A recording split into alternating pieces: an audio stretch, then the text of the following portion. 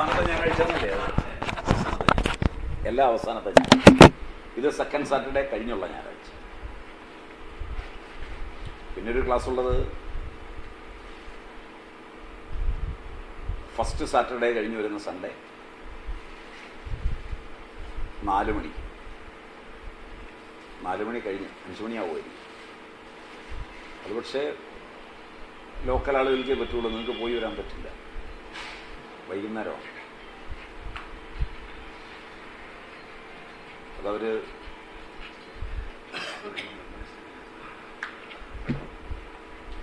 സൗന്ദര്യലഹരിയെ കുറിച്ച് 3 ക്ലാസ്സാണ് ഇപ്പോൾ പറഞ്ഞിട്ടുള്ളത്. ഇതൊരു ഡോക്ടർ ബിജു ഭാസ്കറിൻ്റെ തുടങ്ങി, ഒരു ക്ലാസ് കഴിഞ്ഞു. ഇതിൽ പാതഞ്ജല യോഗസൂത്രം ആദ്യം മുതലായിരിക്കും ഇനി എടുക്കുന്നത്. ഫസ്റ്റ് മുതൽ എടുത്തത് കണക്കാക്കുന്നില്ല.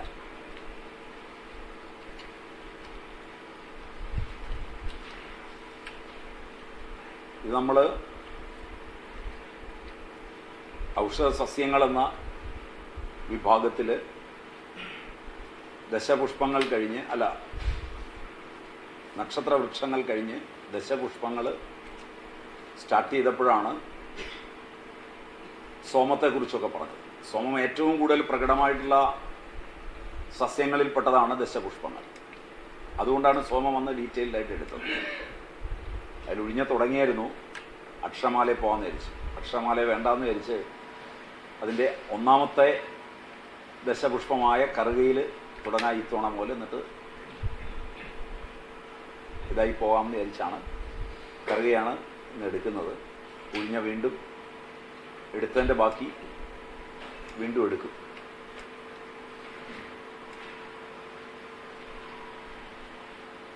കറുക ഏറ്റവും പ്രാധാന്യമുള്ള ദശപുഷ്പമാണ്. ദശപുഷ്പങ്ങളിൽ ഒന്നാമത്തതായി എണ്ണുന്നതും കറുകയാണ്. സംസ്കൃതത്തിൽ ദുർവ എന്ന് പറയും. യവകുലമാണ്. അറുകംപുല്ല്, ബലിപ്പുല്ല് എന്നൊക്കെ പറയും. Botanical name Cynodon dactylon Pers, Cynodon erectus Presl, Cynodon linearis Willd, Cynodon മാറിറ്റിമസ്.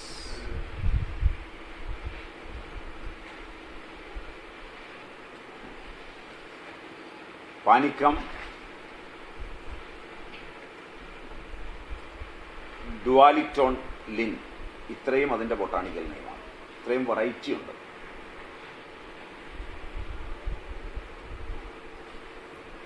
Family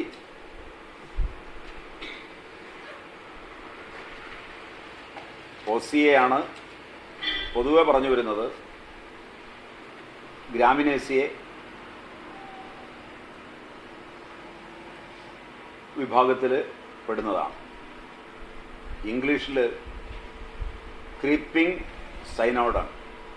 സൈനോൺ, doob grass, Bahama grass, devil's grass, couch grass, ഈ പേരുകളിലൊക്കെ അറിയപ്പെടും ഇംഗ്ലീഷ്. തമിഴ് അറുകംപുല്ല്, ഗുണ്ടലി, അറുവം പുല്ല്. സംസ്കൃതത്തിൽ ദുർവ, രുഹ, ഭാർഗവി, ഗോലോമി, ശീതവീര്യ. എഴുതുന്നുണ്ട് നിർത്തി പറയാം. എഴുതുന്നുണ്ട് നിങ്ങൾ പറയാം. രുഹ, ഭാർഗവി, ഗോലോമി,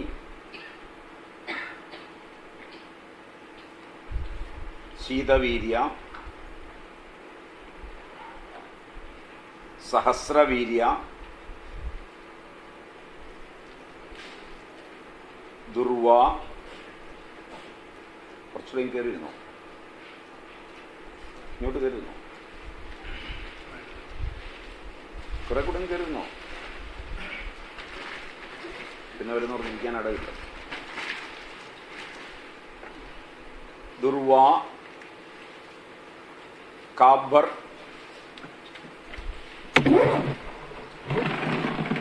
കലയ, കാബ്ബർ, കാബ്ബർ, കലയ,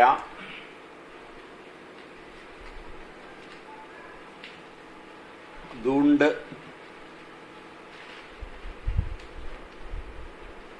അനന്ത, ശതപർവിക.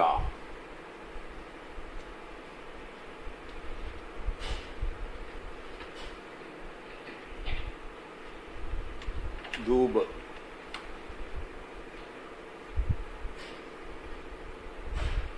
ബംഗാളി ദുർബ,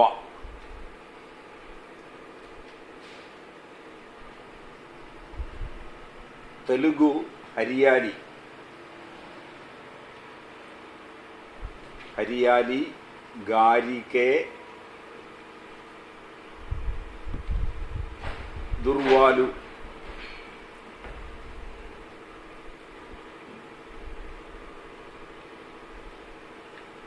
കന്നഡ ഗിരികെ,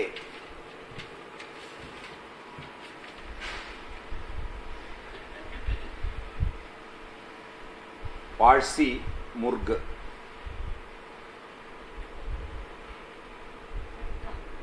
മുർഗ് മുർഗ്, പഞ്ചാബി ദുബ്ഡ,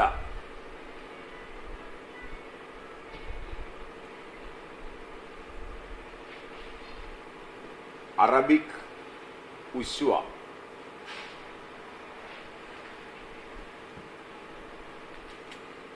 ഹിന്ദി ദുർവ,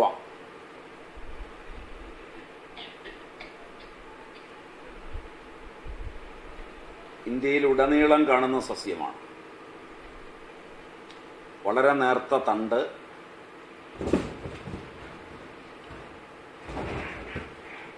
പർവ്വസന്ധികളിൽ വേരുണ്ട്. പർവ്വസന്ധികളിൽ നിന്ന് മുകളിലേക്ക് ഇലകൾ പരവതാനി വിരിച്ച പോലെ കിടക്കുന്നതുകൊണ്ട് പുൽത്തകിടികൾ ഉണ്ടാക്കാൻ ഇതാണ് ഉപയോഗിക്കുന്നത്. പഴയ കാലത്ത് ഇത് മാത്രമാണ്. ഇപ്പോൾ ഇതിൻ്റെ പുതിയ വെറൈറ്റികൾ വെളിയിൽ നിന്ന് വരുന്നുണ്ട്. കുറച്ച് വലിയ കയറിയിരുന്നോ? ഇങ്ങോട്ട് കയറുന്നു, ഇങ്ങോട്ട് കയറിയിരുന്നോ? നിങ്ങളിങ്ങോട്ട് കയറുന്നൂടെ, എന്നാലല്ലേ അവർക്ക് കയറാൻ പറ്റുള്ളൂ. കുറച്ചുകൂടെ കയറുന്നു, ഇങ്ങോട്ട് പോലെ.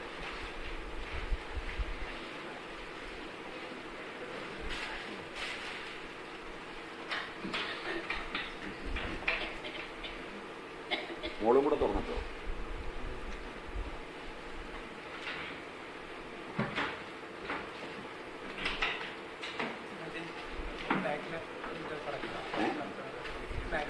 അത് തുറന്നാ കിടക്കുന്നേ, അത് കാറ്റ് തടയുന്ന, കാറ്റ് തടയുന്നത്. ചൂടുണ്ടായിട്ട് അടച്ചൊന്നുമല്ല, തന്നെ അടഞ്ഞ. അതുകൊണ്ടിത് പുൽത്തകിടി ഉണ്ടാക്കാൻ ഉപയോഗിച്ചിരുന്നു. ഇപ്പോൾ ഇതിൻ്റെ പല പുതിയ വെറൈറ്റിയും ഉണ്ടാക്കി വരുന്നതാണ് ഇപ്പോൾ നമ്മൾ മുറ്റത്തൊക്കെ കാണുന്നത്. ഒരു പർവ്വസന്ധിയിൽ 6 മുതൽ 12 വരെ ഇലകളുണ്ടാവും. പുഷ്പങ്ങൾ പച്ച നിറമാണ്. ഫലങ്ങൾ അതിസൂക്ഷ്മങ്ങളാണ്, വളരെ ചെറുതാണ്. കയ്പുള്ളതും വിശപ്പുണ്ടാക്കുന്നതും. പഠിക്കുമ്പോൾ, ഒരു സസ്യം പഠിക്കുമ്പോൾ അതിൻ്റെ ജനറൽ ഫിനോമിനൻ തലയിലുണ്ടായാൽ ചികിത്സിക്കാൻ എളുപ്പമാണ്. പ്രത്യേകിച്ചും സ്വയം ചികിത്സയ്ക്ക് വളരെ എളുപ്പമാണ്. അതാണ് സസ്യ പഠനം കൊണ്ടുള്ള മെച്ചം. പഴയ ആളുകൾ അതാണ് പഠിച്ചിരുന്നത്. അവർക്ക് വേറൊന്നും അറിയില്ലെങ്കിലും ജനറലായി കുറേ കാര്യങ്ങൾ അറിയും. അതിനെയാണ് കോമൺ സെൻസ് എന്ന് പറയുന്നത്. ആ അറിവ് കൊണ്ടേ പ്രയോജനം ഉണ്ടാവുള്ളൂ.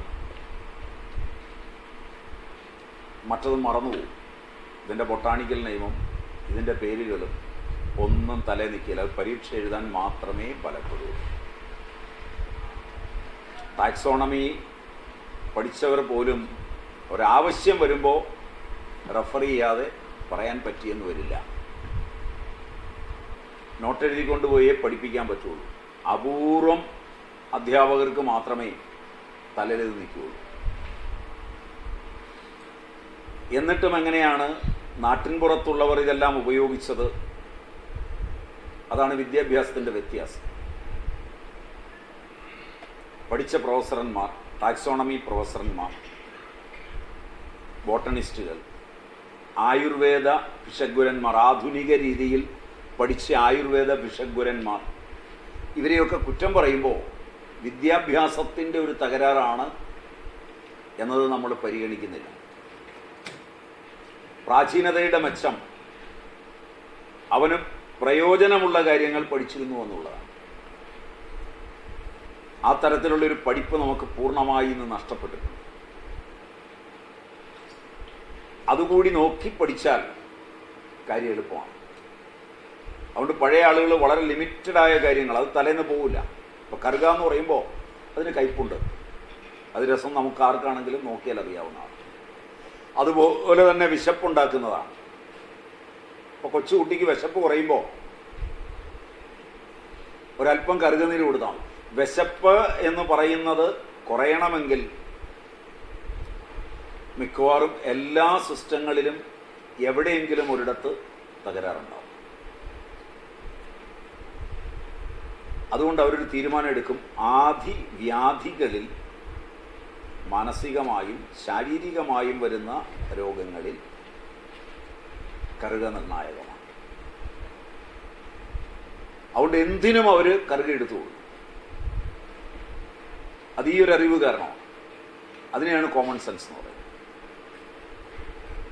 അവർക്ക് രണ്ടാമത് ആലോചിക്കാനില്ല, സൈഡ് എഫക്റ്റിനെ പറ്റി ആലോചിക്കാനില്ല, മറ്റു കാര്യങ്ങളെ ആലോചിക്കാനില്ല, ഒന്നുമില്ല. കാരണം വെച്ചാൽ ഒരു മനുഷ്യന് വിശപ്പുണ്ടാക്കുന്ന ഒരു സാധനം അയാളുടെ ആഹാര പാചനത്തിൽ വന്ന തകരാറ് മുഴുവൻ മാറ്റുന്നതാണ്. പാചനത്തിലെ തകരാറ് മാറ്റുക എന്ന് പറഞ്ഞാൽ തന്നെ വിഷാംശത്തെ പുറത്ത് കളയുക, ബലത്തെ ഉണ്ടാക്കുക, വ്യാധിക്ഷമത്വ ബലത്തെയും വ്യാധി പ്രതിബന്ധകത്വ ബലത്തെയും, adaptation power and resistance power, രണ്ടിനെയും ഉണ്ടാക്കുക എന്നുള്ളതുണ്ടാകും. ആഗ്നേയമാണ്. വിശപ്പുണ്ടാക്കുന്ന ആഗ്നേയമായതുകൊണ്ടാണ് അത്യധികം ആഗ്നേയമാണ്. ജഠരാഗ്നിയെ വർദ്ധിപ്പിക്കുന്നതാണ്, നാഡികൾക്ക് ബലം നൽകുന്നതാണ്, ഹൃദ്യമാണ്. എല്ലാ ഹൃദയസംബന്ധിയായ രോഗങ്ങൾക്കും ഫലപ്രദമായ ഒരു ഔഷധമാണ് കറുക. അതുകൊണ്ടത് ഹൃദ്യമാണ്, മൂത്രളമാണ്. അതുകൊണ്ട് വൃക്കാരോഗങ്ങളിൽ വളരെ ഫലപ്രദമാണ്. നല്ലപോലെ മൂത്രം പോകും. അപ്പം ഹൃദ്യമാണ്, മൂത്രളമാണ്, കഫവാതങ്ങളെ ശമിപ്പിക്കുന്നതാണ്, ശ്വാസകാസങ്ങളെ ശമിപ്പിക്കുന്നതാണ്. ആസ്തമ, ചുമ ഇത് രണ്ടും ഇല്ലാതാക്കുന്നതാണ്. ത്വക്ക് രോഗങ്ങൾക്ക് അത്യുത്തമമാണ്. കുട്ടികളുടെ അപസ്മാരത്തെ ഇല്ലാതാക്കുന്നതും ജ്വരനാശകവുമാണ്. ജ്വരം കൊണ്ടുവരുന്ന അപസ്മാരം പെട്ടെന്ന് മാറുകയും ചെയ്യും. ഇത്രയും കാര്യങ്ങൾ പഴയ ആളുകൾ പഠിച്ചു വെക്കും. ഈ പറഞ്ഞിടത്തോളം കാര്യങ്ങളെ കോമൺ സെൻസിന് ആവശ്യമുള്ളൂ. ഇതൊഴിച്ചുള്ളതെല്ലാം ആധുനികർ പഠിക്കും.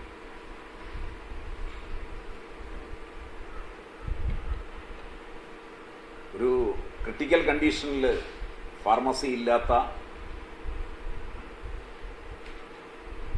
മരുന്ന് കമ്പനികളില്ലാത്ത ഒരു നാട്ടിൻപുറത്തെത്തിയ ഒരു കുട്ടിക്കൊരു ബുദ്ധിമുട്ട് കണ്ടാൽ ഇന്നത്തെ നിലയിൽ ഒരു ഭിഷഗ്വരനും ചികിത്സിക്കാനാവില്ല, ഒരു സഹായവും ചെയ്യാനാവില്ല. പഴയ ആളുകൾക്ക് പറ്റിയത് അവർക്ക് ഇത്തരം കുറേ കാര്യങ്ങൾ അറിയാം. ഈ അറിവിനെ തമസ്കരിക്കുകയും ശാസ്ത്രീയം എന്ന പേരിൽ പുതിയ കുറേ കാര്യങ്ങൾ കാണാതെ പഠിക്കുകയും ചെയ്താണ് ജനത നശിച്ചിരിക്കുന്നത്. കമ്പനികൾക്ക് വേണ്ടി ഒരു പ്രയോജനവുമില്ലാത്ത അറിവിനാണ് 10-25 കൊല്ലം വിദ്യാഭ്യാസം എന്ന് പറഞ്ഞ് കളയുന്നത്. പഴയ ആളുകൾ പ്രയോജനമുള്ളതേ പഠിക്കുകയുള്ളൂ. അതിൽ ഇത്രയും കാര്യമൊന്ന് മനസ്സ് വെച്ചാൽ നല്ലതാണ്, ഓർമ്മ വെച്ചാൽ കൊള്ളാം. നോട്ട് ചെയ്തെന്ന് വിചാരിക്കുന്നു. ഇതിൻ്റെ രസം മധുരം, കഷായം, തിക്തം. മധുരരസമുണ്ട്, ചവർപ്പ് രസമുണ്ട്, കയ്പ് രസമുണ്ട്. ഗുണം ലഘു സ്നിഗ്ധം. വീര്യം ശീതവീര്യം. വിഭാഗം മധുരം.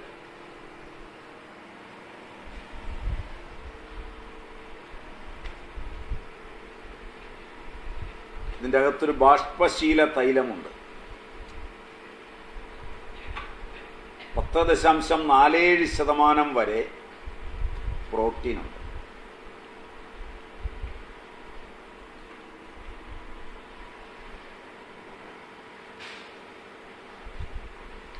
കറുകയുടെ ഭസ്മത്തിൽ 0.77% വരെ കാൽസ്യമുണ്ട്. 0.59% വരെ ഫോസ്ഫറസ് ഉണ്ട്.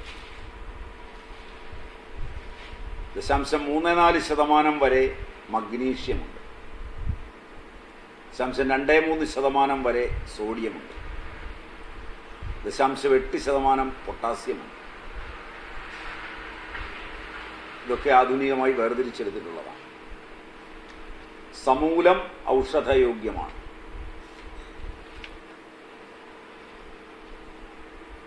കഫം, പിത്തം, ചൊറി, വിസർപ്പം, രക്തദോഷം, തണ്ണീർദാഹം, ഛർദി, ശ്രമം, കഫം, പിത്തം, ചൊറി, രക്തദോഷം, വിസർപ്പം, തണ്ണീർദാഹം,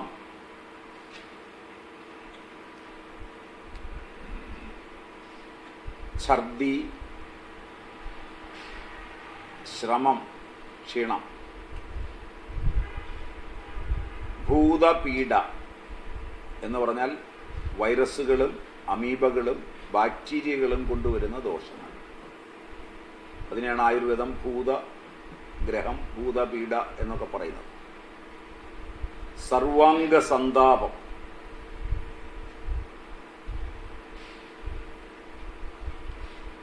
ത്വഗ്ദോഷം, അതിസാരം, ത്വഗ്ദോഷം, അതിസാരം, ജ്വരം, അരുചി, എല്ലാത്തിനും ഇത് നന്നാണ്. ആയുസ്സിന് ഏറ്റവും ഹിതകരമായ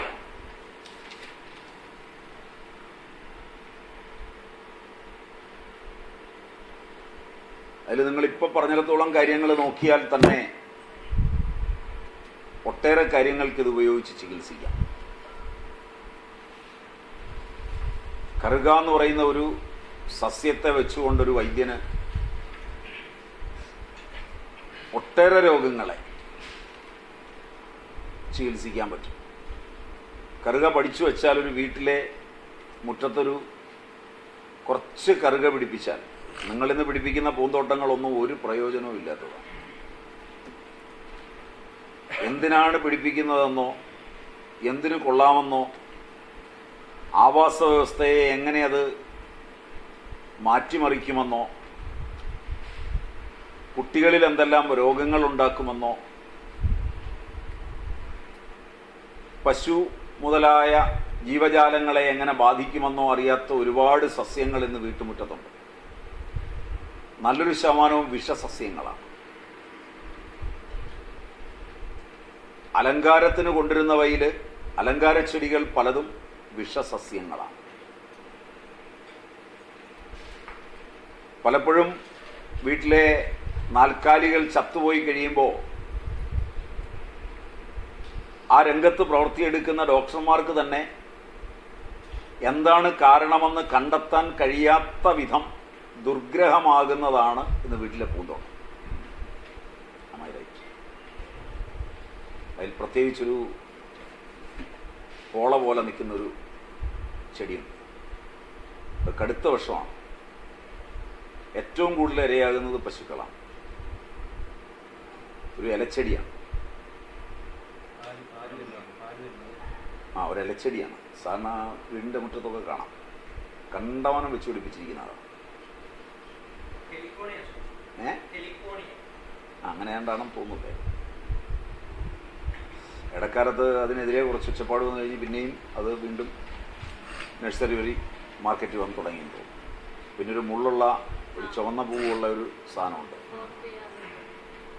അത് ഏതാണ്ട് രോഗങ്ങളൊക്കെ ഉണ്ടാക്കുമെന്ന് പറഞ്ഞ് ഇടക്കാലത്തൊരു ഒച്ചപ്പാട്. എല്ലാം ഫോറിനിൽ നിന്ന് വരുന്നതാണ്. ഫോറിനിൽ നിന്ന് കാണുമ്പോൾ എല്ലാം കൊണ്ടുവന്ന് വെക്കുകയാണ്. അക്കേഷ്യ ഇവിടെ കൊണ്ടുവന്നതുകൊണ്ടാണ് ഈ അലർജി ഇത്രയധികം വർദ്ധിച്ചത്. അപ്പോൾ നമ്മുടെ ആവാസ വ്യവസ്ഥയോട് യോജിക്കുമോ? അത് പ്രയോജനപ്രദമാണോ? ഇതൊന്നും നോക്കിയിട്ടില്ല. ആരെങ്കിലും എവിടെയെങ്കിലും പോകുന്നു. തമിഴ്നാട്ടിൽ നിന്ന് ഏതോ ഒരു മന്ത്രി ഫോറിനിൽ പോയിച്ചു വന്നതിൻ്റെ ഫലമാണ് ആ തമിഴ്നാട് മുഴുവൻ മുള്ളു പിടിക്കാൻ കാരണമായത്. അയാളുടെ ഭാര്യയ്ക്ക് മോഹം തോന്നിയിട്ട് കൊണ്ടുവന്നതാണ്. വേറൊന്നുമല്ല, മുള്ളാണ്. അവിടുത്തെ ഏറ്റവും വലിയ മുള്ളുള്ള എന്തോ അതിൻ്റെ പേര് മുത്തുണ്ടെങ്കിൽ അറിയാമായിരിക്കും. അത് കൊണ്ടുവന്നതാണ്. തമിഴ്നാട് മുഴുവൻ അതാണ്.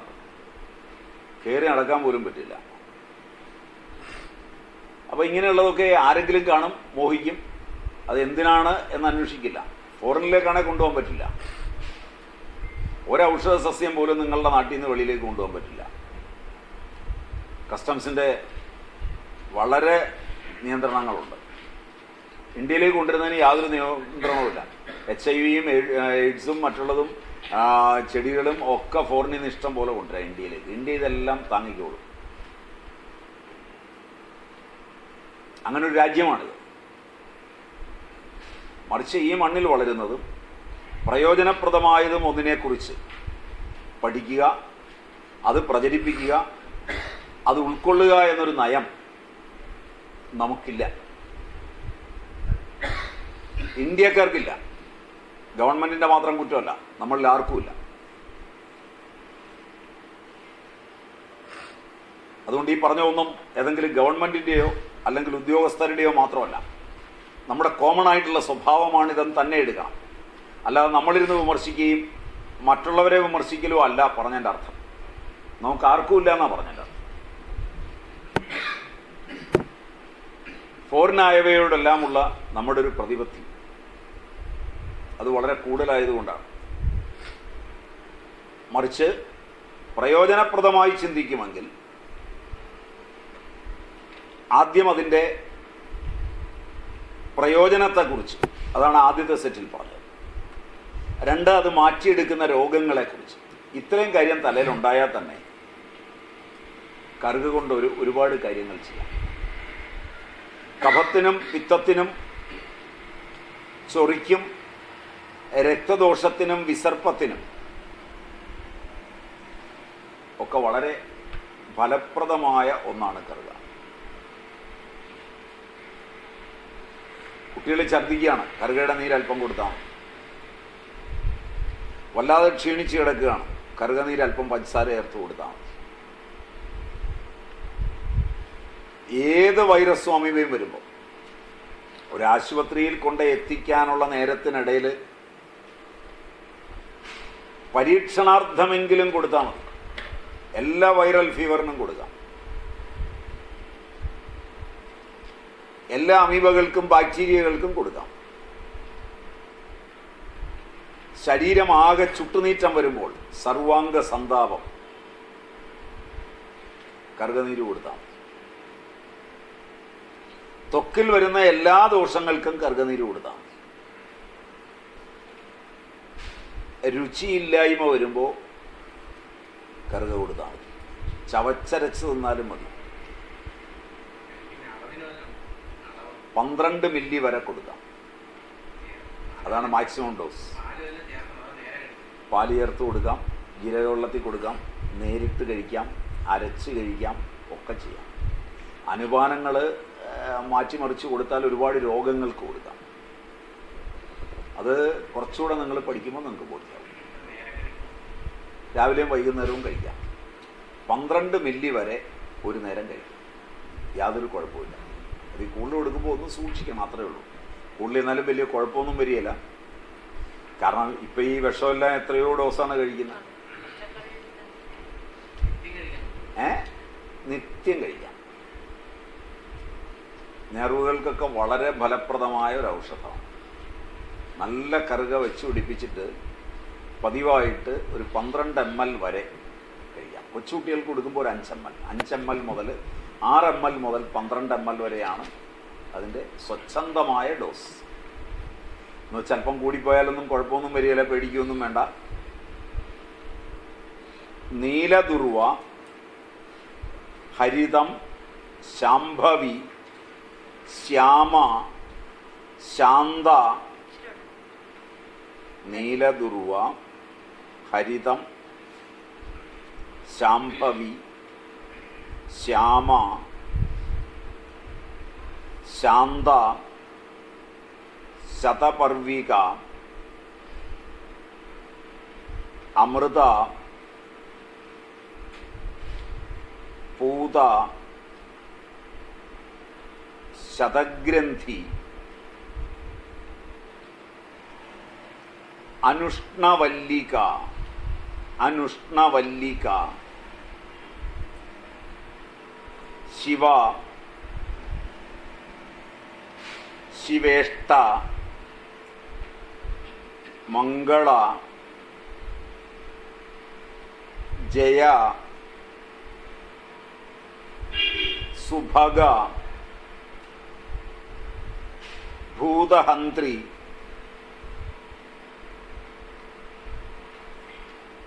ശതമൂല,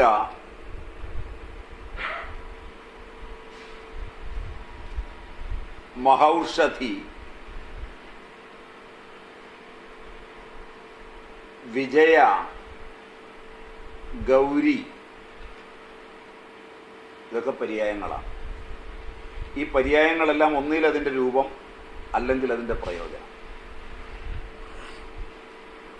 പഠിക്കുമ്പോൾ കുട്ടിക്കാലത്ത് പഠിച്ചാൽ ഒന്ന് ഇത്രയും പദങ്ങൾ പഠിക്കും. കുട്ടികൾ പദങ്ങൾ പഠിക്കാൻ ഏറ്റവും എളുപ്പമുള്ളതാണ്. 2, അത് വെച്ച് അതിൻ്റെ പ്രയോജനം പഠിക്കും. അനുഷ്ണവല്ലിക, ഉഷ്ണം ഇല്ലാതാക്കുന്നത്. അമൃത്, മരണത്തെ ഇല്ലാതാക്കുന്നത്. മംഗള, മംഗളകരമായത്. ശിവ, മംഗളകരമായത്. മഹൗഷധി, ഔഷധങ്ങളിൽ മഹത്തായത്. ഭൂതഹന്ത്രി, വൈറസുകളെയും മറ്റും കളയുന്നത്. ഇങ്ങനെ ഓർത്തിരുന്നാൽ ഈ ശബ്ദങ്ങളിൽ ചിലതെങ്കിലും തലേ കിടക്കും. പഠിക്കുമ്പോൾ തന്നെ തലേ കിടക്കും. പഠിക്കുമ്പോൾ തന്നെ ഓർക്കത്തക്ക വിധത്തിലാണ് പഴയകാല വിദ്യാഭ്യാസം. പഠിച്ചാലും പഠിച്ചാലും ഓർക്കാതിരിക്കത്തക്ക വിധമാണ് ആധുനിക വിദ്യാഭ്യാസം. ഇത് വിദ്യാഭ്യാസ വിചക്ഷണന്മാരുണ്ടാക്കിയതാണ്. കുട്ടികളും വിദ്യാഭ്യാസവും തമ്മിൽ യാതൊരു ബന്ധവും ഉണ്ടാകരുത് എന്നുള്ളത് കൊണ്ട് വിദ്യാഭ്യാസത്തെ കുട്ടികളിൽ നിന്ന് അകറ്റുന്നതിനുണ്ടാക്കിയ സിലബസും പരിപാടിയുമാണ് ഈ യൂണിവേഴ്സിറ്റി നടക്കുന്നത്. സിനിമ മുതലായതിൽ ഓർമ്മ നിൽക്കാൻ പാകത്തിനും, അതായത് മനുഷ്യൻ നശിക്കുന്ന കാര്യങ്ങൾ നിത്യവും ഓർക്കാൻ പാകത്തിനും, നന്നാകുന്ന കാര്യങ്ങൾ ഒരിക്കലും ഓർക്കാതിരിക്കത്തക്ക വിധത്തിലുമാണ് അച്ഛനമ്മമാരും വിദ്യാഭ്യാസ വിചക്ഷണന്മാരും കോളേജുകളും യൂണിവേഴ്സിറ്റികളും ശ്രമിച്ചുകൊണ്ടിരിക്കുന്നത്. അങ്ങനെ ആയാൽ മാത്രമേ വിവരമില്ലാത്തവനെ വെച്ച് ഭരിക്കാൻ വിവരമില്ലാത്തവന് കഴിയൂ എന്നുള്ള ജനാധിപത്യത്തിൻ്റെ അടിസ്ഥാന തലം വിജയിക്കുകയുള്ളൂ.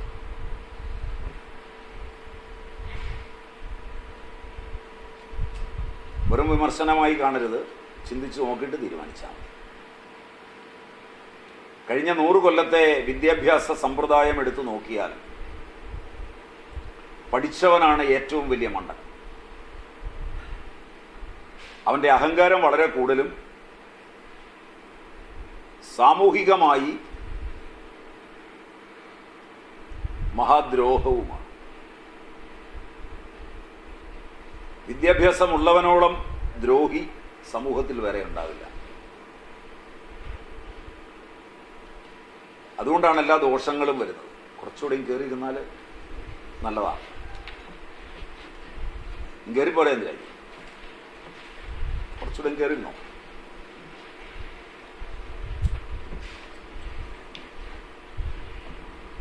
ചന്ദ്രജയും കയറിപ്പോരെ. രണ്ടൂന്ന് കസേര എവിടെ നിങ്ങൾ എടുത്തിട്ടാ മതി. ഒറ്റയ്ക്കുള്ളോ? അതോ കൂടെ ആളുണ്ടോ? കൂടെ ആളുണ്ടോ?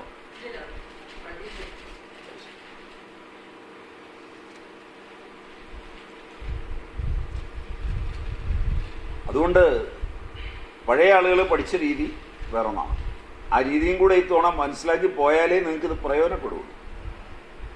നിങ്ങൾ പഠിച്ച രീതി വെച്ചുകൊണ്ട് പഠിച്ചാൽ തലയിൽ കിട്ടില്ല. ഇതിൻ്റെ സ്ഥാനീകർമ്മങ്ങൾ, ബാഹ്യസ്ഥാനീകർമ്മം, അതായത് പുറത്തരച്ചു പുരട്ടുകയൊക്കെ ചെയ്താൽ എന്തുണ്ടാവും? നിറമുണ്ടാവും, വർണ്ണം. അതുകൊണ്ട് പഴയ ആളുകൾ കറുകയും മഞ്ഞളും, കറുകയും കുങ്കുമപ്പൂവും, കറുകയും താമരയല്ലി, കറുകയും വെണ്ണയും ഒക്കെ അരച്ച് കുട്ടികളെ തേപ്പിക്കുമായിരുന്നു. എന്നിട്ടാണ് കുളിപ്പിച്ചിരുന്നത്. അതുകൊണ്ട് നല്ല നിറമുണ്ടാവുമായിരുന്നു. വെണ്ണ മുതലായത് വീടുകളിലുണ്ടാവും, മഞ്ഞൾ വീടുകളിലുണ്ടാവും. ഇന്നത്തെ പോലെ ചൊറി പിടിക്കുന്നതും ഭാവിയിൽ ത്വക്ക് രോഗം വരുന്നതുമായ ഓയിൻമെൻറ്റുകളൊന്നും അല്ല ഉപയോഗിച്ചത്. അപ്പോഴപ്പോൾ ആവശ്യത്തിന് കറുക പറിച്ചുകൊണ്ടെന്ന് അമ്മമാരരയ്ക്കും, എന്നിട്ട് തേപ്പിച്ച് കുളിപ്പിക്കും. അത് നല്ല വർണ്ണം ഉണ്ടാക്കും. അതുകൊണ്ട് വർണ്ണ്യമാണ് ബാഹ്യമായി. കരപ്പൻ മുതലായത് പെട്ടെന്ന് മാറും എന്ന് പറഞ്ഞാൽ വ്രണരോപണമാണ്. അരച്ചു പുരട്ടിയാൽ തന്നെ ദാഹം പോകും.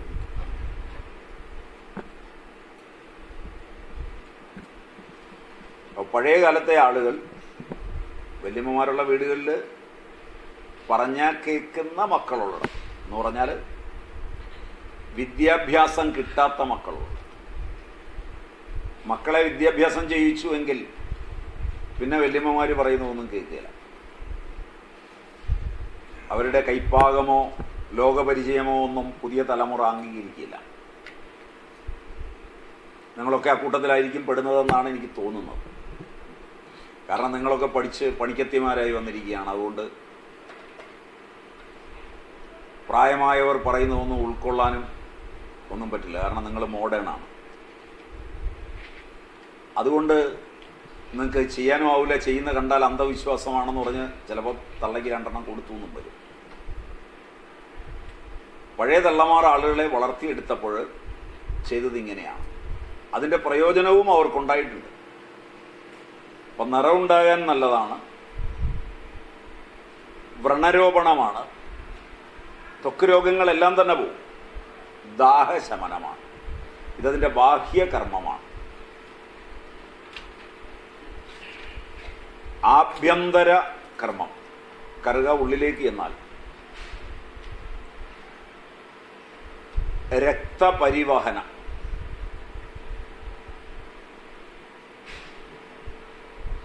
രക്തത്തിൻ്റെ ഒഴുക്കിനെ നന്നായിട്ട് സഹായിക്കും. അതുകൊണ്ടാണ് ഹൃദ്രോഗമെല്ലാം മാറുക.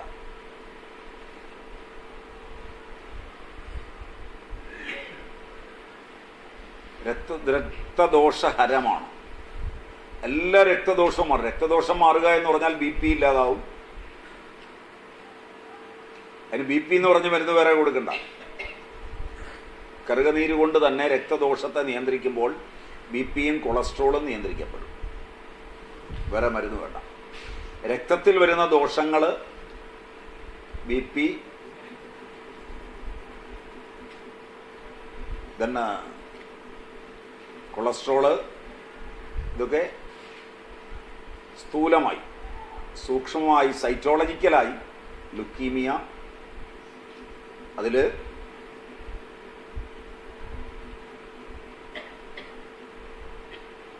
CML, AML, ALL തുടങ്ങിയ വിവിധ വിഭാഗം ലുക്കീമിയകൾ. അതിൻ്റെ ലക്ഷണം കാണുന്നതിന് മുമ്പ് തന്നെ കഴിച്ചുകൊണ്ടിരിക്കുന്നവർക്ക് ലക്ഷണം വരില്ല. ലക്ഷണം കണ്ടുകൊണ്ട് ഉടനെ കഴിക്കാൻ തുടങ്ങിയാൽ, പരീക്ഷണവും പരിശോധനയും ഒക്കെ നടക്കുന്നതിനിടയിൽ ഇത് കഴിച്ചു തുടങ്ങിയാൽ, അതിൻ്റെ ഇടയിൽ വെച്ച് മാറിയാൽ ഡോക്ടർമാർ പറയും സ്യൂഡോ ലുക്കീമിയയാണ്.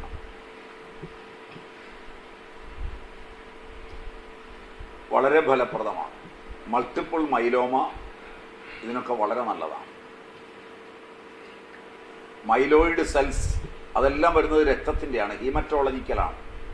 എല്ലാ ഹീമറ്റോളജിക്കൽ കണ്ടീഷനിലും ഫലപ്രദമായ ഒരു ഔഷധമാണ് കറുക.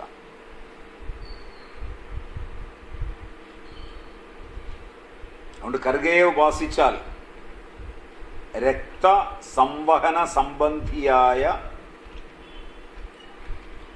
ഒട്ടേറെ രോഗങ്ങളെ ശമിപ്പിക്കാനാവും. രക്തവുമായി ബന്ധപ്പെട്ട് വരുന്നതാണ് രക്തത്തിലെ ദോഷത്തിൽ നിന്ന് വരുന്ന മാംസദോഷം, മേധോദോഷം, അസ്ഥിദോഷം, മജ്ജാദോഷം, ശുക്രദോഷം. ശുക്രദോഷത്തിൽ നിന്നാണ് കുട്ടികൾക്ക് വൈകല്യങ്ങൾ വരെയായിത്തീരുന്നത്. അതിനൊക്കെ വളരെ ഫലപ്രദമാണ്. ഇപ്പം രക്തപരിവഹനം ഇതിൻ്റെ ആഭ്യന്തര കർമ്മങ്ങളിൽ പ്രധാനപ്പെട്ടതാണ്. പ്രജനനം, പ്രജാസ്ഥാപനം, ഭാര്യയും ഭർത്താവും കുറച്ച് നാളുകൾ കഴിച്ചാൽ പ്രജാതന്തുവിനെ സ്ഥാപിക്കാൻ, അകാലത്തിലുണ്ടാകുന്ന ഗർഭശ്രുതി മുതലായത് നിൽക്കാൻ വളരെ ഫലപ്രദമാണ്. പ്രജാസ്ഥാപനം ഇതിൻ്റെ ആഭ്യന്തര കർമ്മങ്ങളിൽ പ്രധാനപ്പെട്ടതാണ്. മൂത്രേന്ദ്രിയത്തെ സംബന്ധിച്ചിടത്തോളം മൂത്രജനകമായതുകൊണ്ട് വൃക്കകളെ ആരോഗ്യത്തോടെ നിലനിർത്തുന്നു എന്നുള്ളതാണ് അതിൻ്റെ ആഭ്യന്തര പ്രയോജനങ്ങളിൽ മറ്റൊന്ന്. മൂത്ര തടസ്സമൊക്കെ വരികയാണെങ്കിൽ ഇതരച്ച് നാഭിക്ക് താഴെ പുരട്ടുക, അത് ബാഹ്യം. ആന്തരികമായി കഴിക്കുക. ത്വക്കിന് ത്വഗ്ദോഷഹരമാണ്, എല്ലാ ത്വക്ക് രോഗങ്ങൾക്കും നല്ലതാണ്. താപക്രമത്തിൽ ജ്വരനാശകമാണ്, താപത്തെ ഇല്ലാതാക്കും. ഇത് വെച്ചുകൊണ്ട് വസ്തിശോഭം, വസ്തിയിൽ വരുന്ന നീർക്കെട്ട്, കിഡ്നിക്ക് വരുന്ന നീർക്കെട്ട്, മൂത്രമാർഗത്തിലുള്ള ദാഹം, ചുട്ടുനീറ്റൽ, മൂത്രം പോകുമ്പോൾ ഉള്ള ചുട്ടുനീറ്റൽ, എല്ലാ ദശപുഷ്പങ്ങളും നല്ലതാണ്. കറുകയും ചെറുളയും അത്യുത്തമമാണ്.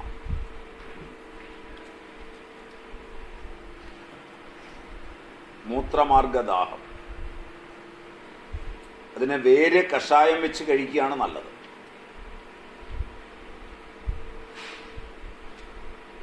നേത്ര അഭിഷ്യന്തത്തിന്, കണ്ണിന് ഏറ്റവും ഫലപ്രദമായ ഔഷധങ്ങളിലൊന്നാണ് കറുക. പെട്ടെന്നുണ്ടാകുന്ന വ്രണങ്ങൾക്ക്, സദ്യോവ്രണത്തിന്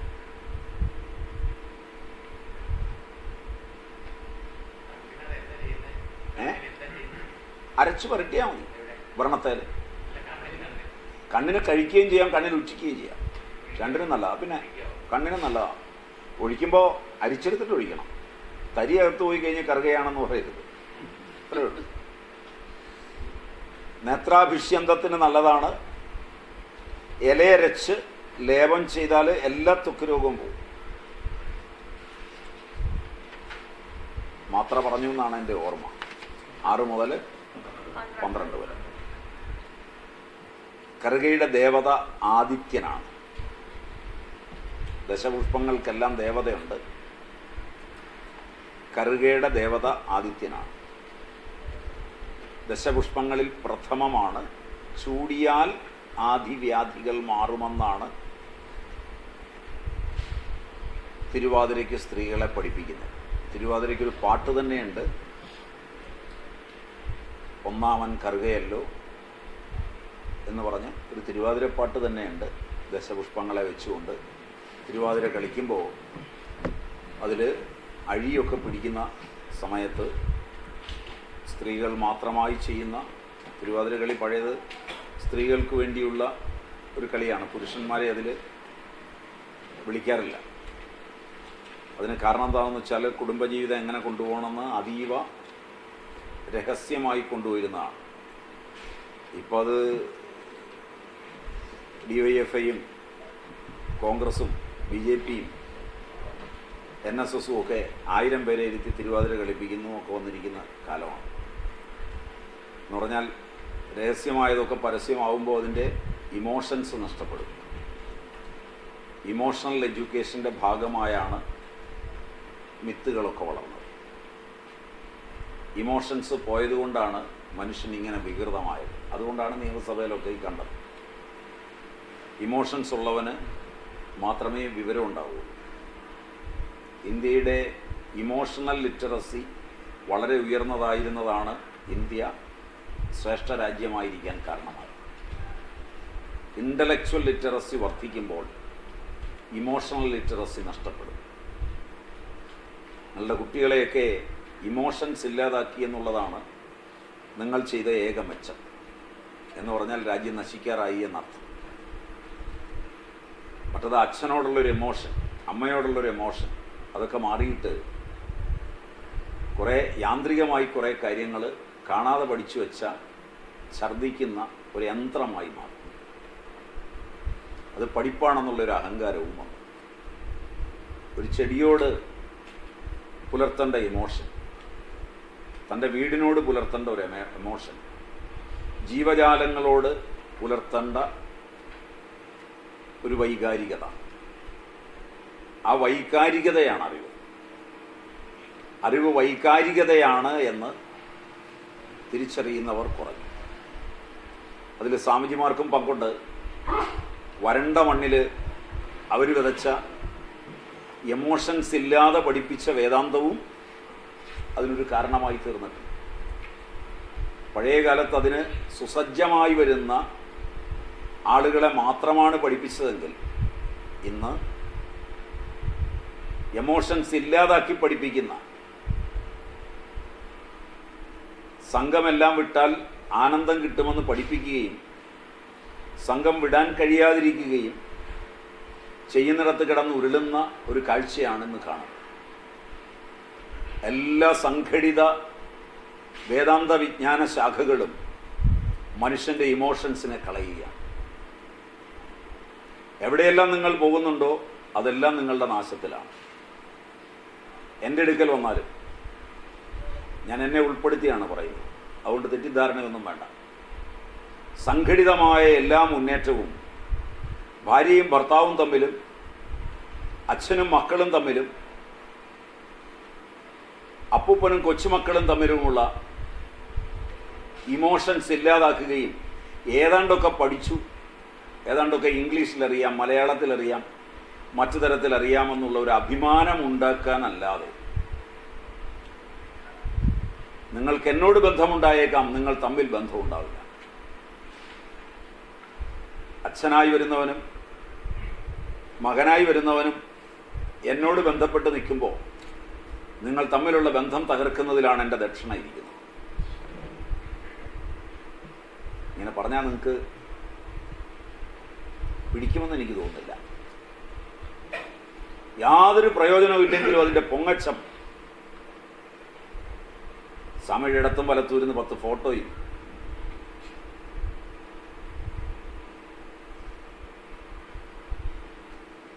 സ്വാമി എൻ്റെ ആളാണെന്നുള്ളൊരു അഭിമാനവും സ്വാമി ഞാൻ ഇത്ര കാലം പോലെ കണ്ടിട്ടുണ്ടെന്ന് പറയലും, ഇതൊക്കെ നിങ്ങൾ ജീവിച്ചിരിക്കുന്നിടത്തോളം കാലേ ഉണ്ടാവുള്ളൂ. പക്ഷേ നിങ്ങളുടെ തലമുറ നശിച്ചു പോകുന്നത് നിങ്ങളറിയില്ല. നിങ്ങളുടെ പൂർവികർക്ക് ഈ അബദ്ധം പറ്റിയിരുന്നില്ല. അവരെങ്ങും പോയില്ലെങ്കിലും സ്വന്തമായൊരു എമോഷൻസ് ഉണ്ടായി. ദുരഭിമാനമാണ്. ഭ്രാന്ത് പിടിച്ച മക്കൾ മര്യാദയില്ലാത്ത കുടുംബജീവിതം, ഇതൊക്കെയായി മലയാളി മാറാൻ കാരണങ്ങളിലൊന്ന് ഈ പുതിയ രീതിയാണ്.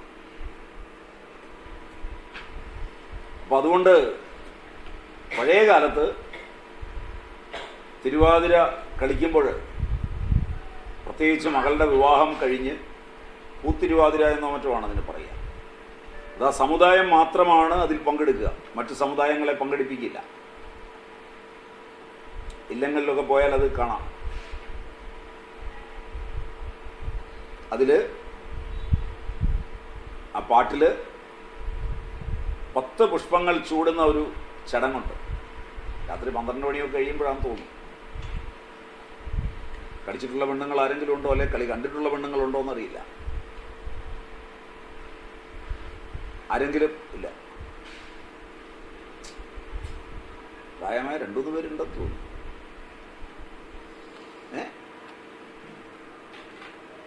ഇല്ല.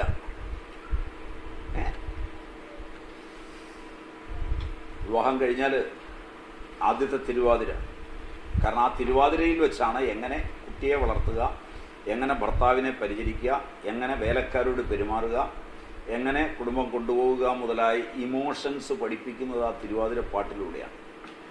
മറന്നു പോകാതെ ഓർത്തിരിക്കുക.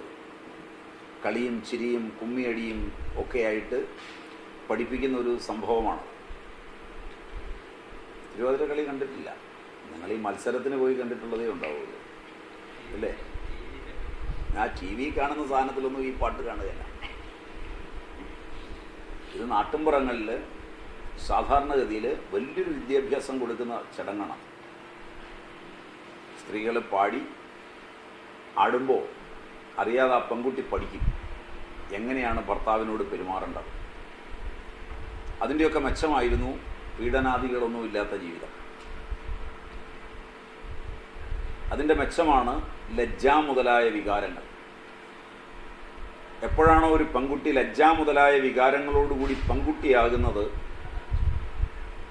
അപ്പോഴാണ് അവളുടെ ഹോർമോണുകളെല്ലാം നോർമലാകുന്നത്. അപ്പോഴാണ് ആർക്കും അവളെ പീഡിപ്പിക്കാൻ പറ്റാതെ വരുന്നത്. നിങ്ങൾ ഉദ്ദേശിക്കുന്ന പോലെ സ്ത്രീയെയല്ല പുരുഷൻ എന്ന് പീഡിപ്പിക്കുന്നത്. പുരുഷനും പുരുഷനുമായുള്ള ഏറ്റുമുട്ടലാകണം. ഏറ്റുമുട്ടിക്കഴിഞ്ഞാണ് പരാതി വരുന്നത്. നിയമസഭയ്ക്കകത്ത് ഷിബു ബേബി ജോർജും ശിവദാസൻ നായരും ഒക്കെ ഏറ്റുമുട്ടിയത് സ്ത്രീയോടല്ല. കാരണം ആ സമയത്ത് അവിടെ സ്ത്രീയുമില്ല പുരുഷനുമില്ല. അത് ആ രംഗം കണ്ടെങ്കിൽ നിങ്ങൾക്ക് ബോധ്യമാണ്. ഒന്നുകിൽ അത് പുരുഷനും പുരുഷനുമാണ്, അല്ലെങ്കിൽ സ്ത്രീയും സ്ത്രീയുമാണ്, നിഷ്പക്ഷമായി പറഞ്ഞാൽ. കാരണം ആ സ്ത്രീകളിൽ ആർക്കും താൻ സ്ത്രീയാണെന്നൊരു ബോധവുമില്ല, ആ പുരുഷന്മാരിൽ ആർക്കും താൻ പുരുഷനാണെന്നൊരു ബോധവുമില്ല.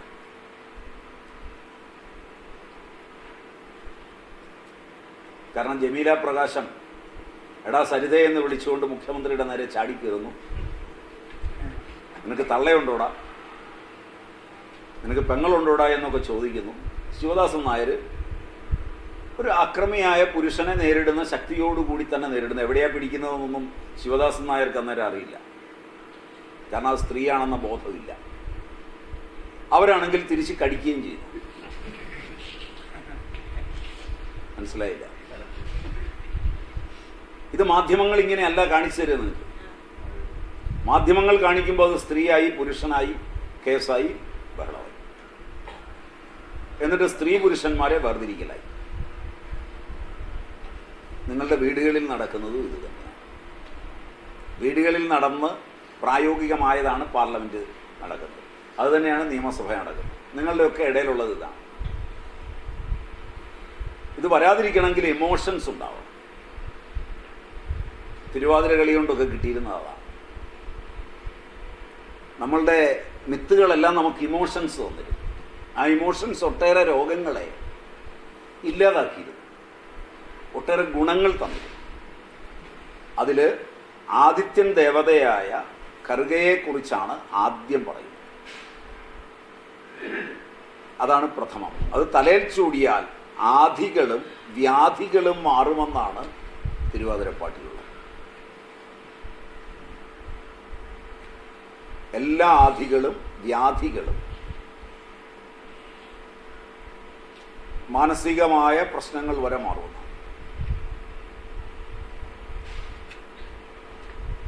ഇനി നമുക്ക് പ്രാചീന നിഘണ്ടുക്കൾ ഇതിനെക്കുറിച്ച് എന്ത് പറയുന്നു എന്നും കൂടെ നോക്കാം.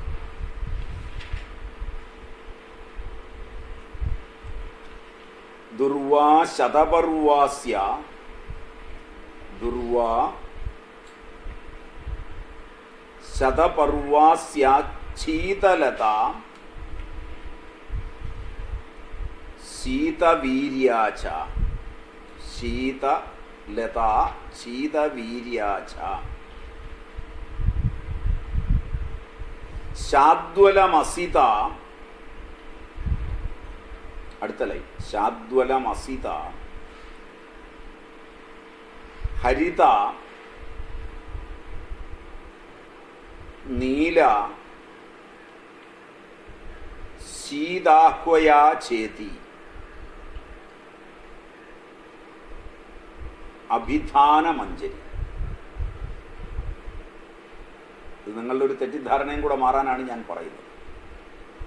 നിങ്ങൾ വിചാരിച്ചിരിക്കുന്ന ഇന്ത്യക്കാർക്ക് യാതൊന്നും അറിയില്ലായിരുന്നു.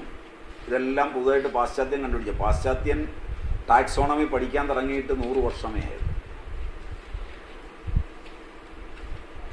സസ്യശാസ്ത്രത്തെക്കുറിച്ചുള്ള ഏറ്റവും ഗംഭീരങ്ങളായ അഭിധാനമഞ്ജരി, രാജനിഘണ്ടു,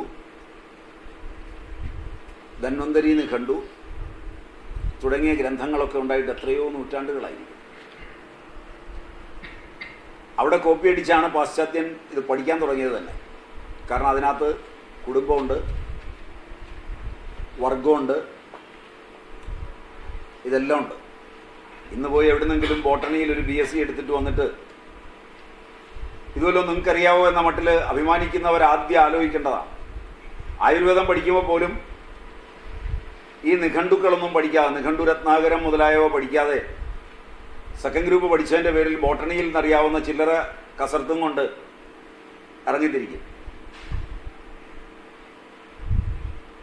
പാരമ്പര്യത്തെ നിന്ദിച്ചുകൊണ്ട്. വീട്ടിലിരിക്കുന്നവരും അങ്ങനെയൊക്കെ ധരിക്കും. ആ ധാരണയൊന്ന് മാറാനും കൂടിയാണ് ഇത് പറയുന്നത്. ദുർവാ ശതപർവാസ്യ ശീതലത ശീതവീര്യാച ശാദ്വലമസിത ഹരിത നീല ശീതാഹ്വയാ ചേതി. പര്യായ ശബ്ദങ്ങളാണ്. അർത്ഥം നേരത്തെ പറഞ്ഞതായതുകൊണ്ട് പറയണ്ടെന്ന് വിചാരിക്കുന്നു, മതിയാവൂന്ന് വിചാരിക്കുന്നു. അത് അഭിധാനമഞ്ജരിയിൽ നിന്നാണ്.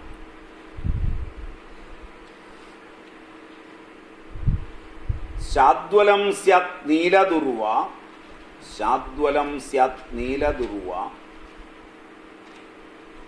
ഗോലോമി ശതപർവിക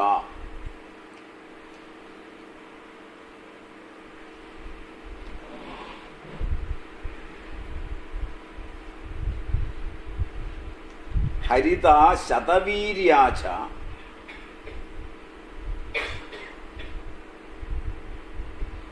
ശതവല്യസിത മത ശതവല്യസിത മത മദനാദി നിഘണ്ടുവിൽ പറയുന്നതാണ്. ഈ പുസ്തകങ്ങളൊക്കെ ഇന്ന് വാങ്ങിക്കാൻ കിട്ടും.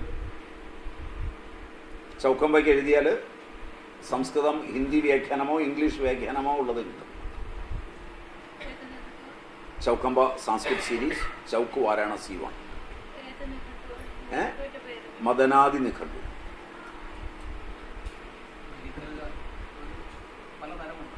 ആ പറഞ്ഞായിരുന്നുണ്ടോ നേരത്തെ? ഇനി അതൊന്നുകൂടെ പറയും, ഒന്നുകൂടെ വരും.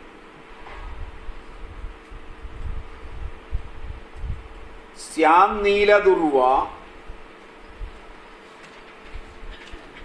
ശ്യാം നീലദുർവ ഹരിതാച ശംഭവി.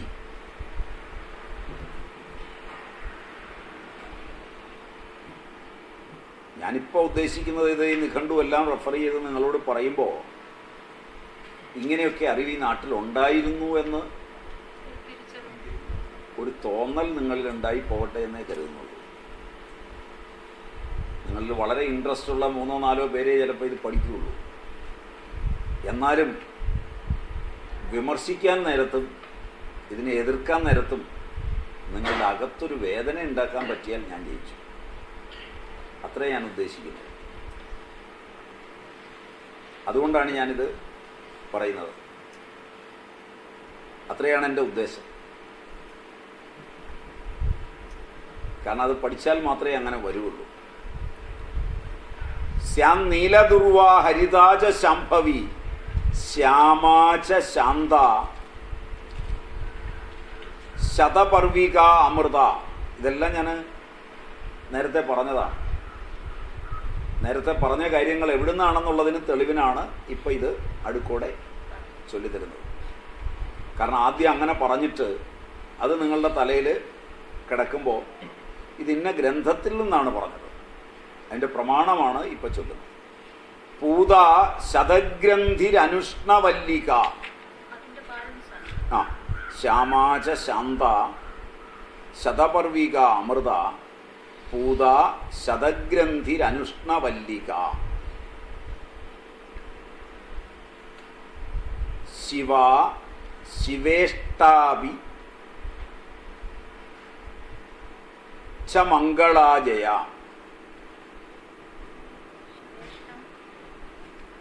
ശിവ ശിവേഷ്ടാവി ച മംഗളാജയ.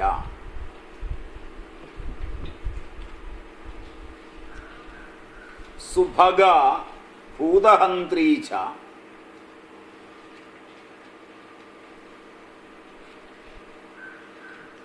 ശതമൂല മഹൗഷധി.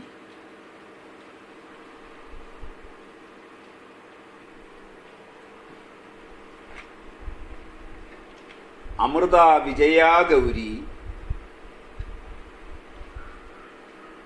ശാന്താ സ്യാദ് ഏകവിംശതി.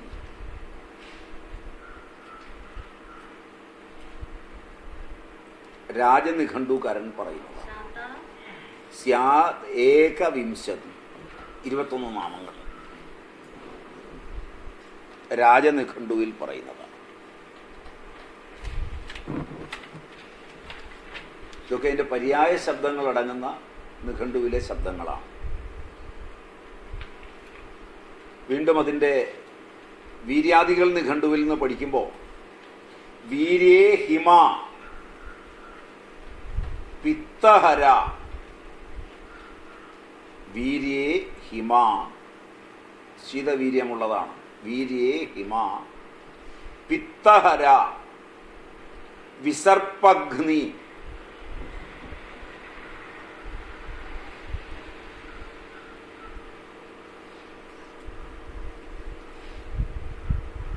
ജ്വരാപഹാര ജ്വരാപഹ ജ്വരാപഹ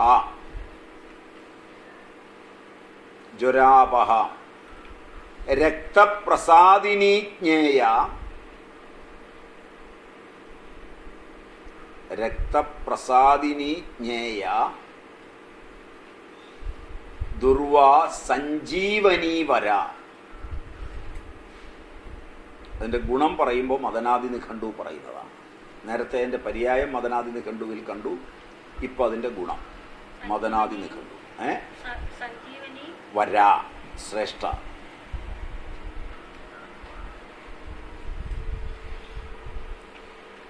നീലദുർവാഹിമാ പിത്തഹര.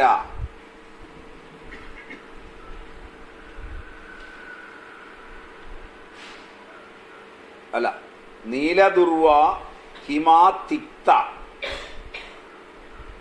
നീലദുർവ ഹിമാ തിക്ത മധുര തുവരാ ഹരേത്. തുവരാ ഹരേത്.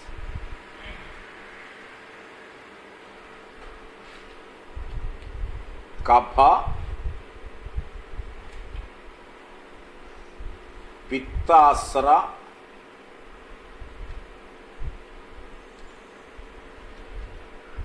വിസർപ്പ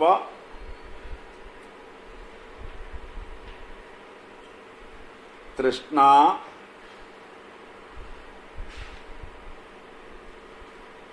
ദാഹ ത്വഗാമയാൻ ഭാവപ്രകാശം പറയുന്നതാണ്. ഭാവപ്രകാശ നിഘണ്ടു.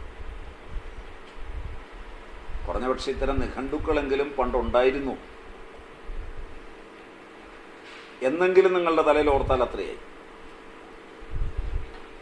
ദുർവാശീത കഷായാച, ദുർവാശീത കഷായാച രക്തപിത്ത കഫാപഹ.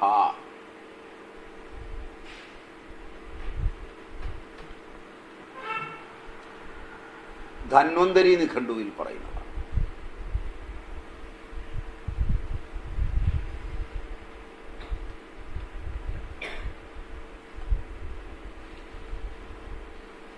ദുർവാ കഷായ മധുരശ്ച ശീതാഹ.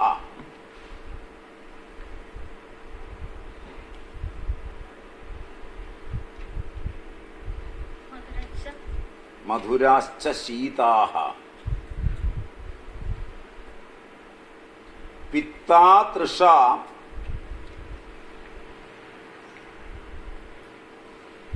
രോചകവാന്തിഹന്ത്ര്യ. അരോചകം, രുചിയില്ലായ്മ, വാന്തി, ഛർദി ഇവയെ ഇല്ലാതാക്കുന്നത്. പിത്തത്തെ ഇല്ലാതാക്കുന്നത്, തൃഷ്ണയെ ഇല്ലാതാക്കുന്നത്, അരോചകത്തെ ഇല്ലാതാക്കുന്നത്, ഛർദിയെ ഇല്ലാതാക്കുന്നത്. ഇതെല്ലാം നേരത്തെ പറഞ്ഞതാണ്. അരോചകവാന്തിഹന്ത്ര്യ സദാഹമൂർച്ഛ, സദാഹമൂർച്ഛ ഗ്രഹഭൂതശാന്തി. ഈ ഓട്ടിസമുള്ള കുട്ടികൾക്കൊക്കെ കൊടുത്താൽ ആരെയും കാണേണ്ടതില്ല. ഇത് കുറേ കാലം കൊടുത്താൽ മാറും. പഴയ കാലത്ത് ഈ വീടുകളിലൊക്കെ ഓട്ടിസമൊക്കെ ഉണ്ടെങ്കിൽ അമ്മമാർ ചികിത്സിച്ച് 100% മാറും. സ്പെഷ്യലിസ്റ്റിനെ കണ്ട് ഉള്ള തല കേടാകുന്ന മരുന്നുകളെല്ലാം കൊടുത്ത് അവസാനം നിത്യനിരന്തരമായി കിടപ്പിലാകുന്ന പരിപാടിയില്ല. അതാണ് ഇതിൻ്റെ മെച്ചം.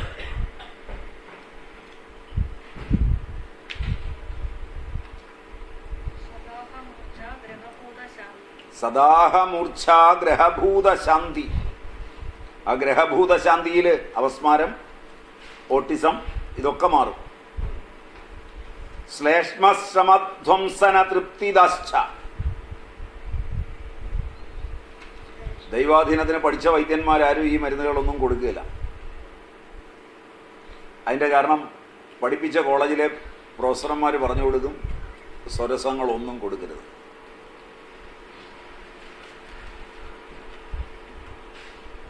അത് അപകടകരമാണ്, കൈകൊണ്ട് തൊട്ടേക്കരുതെന്ന് പറയും.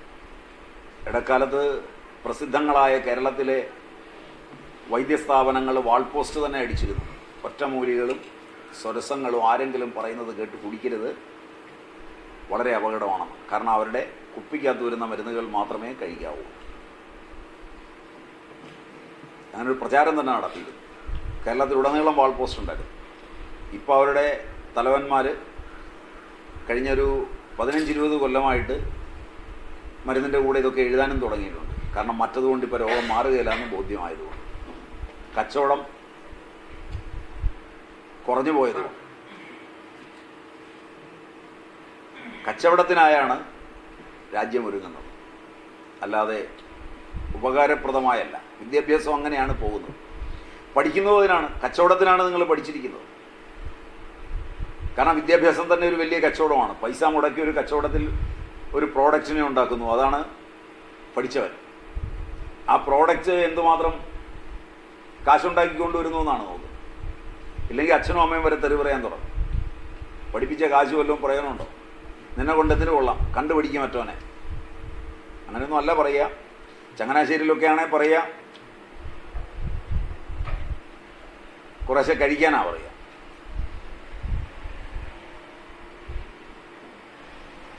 എന്തോ മഞ്ഞളരച്ച് തേച്ച് കഴിക്കാനോ എന്തോ പറയുമെന്ന് തോന്നുന്നു, അല്ലേ? അങ്ങനെയാന്ന് തോന്നുന്നു നിങ്ങളുടെ നാടൻ ചൊല്ല്, അല്ലേ രവി?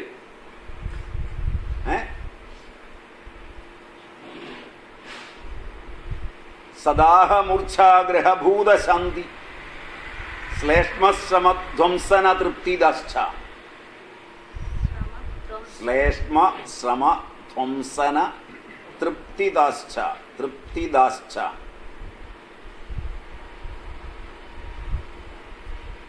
നീലദുർവാതു മധുരാ തിക്ത ശിശിരരോചനി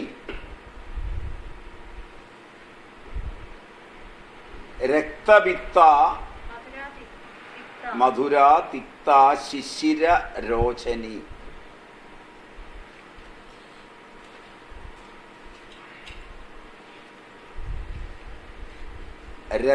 രക്തപിത്ത അതിസാരഗ്നി കഫവാതജ്വരാപഹ. രാജനിഘണ്ടു. ജ്വരാപഹ.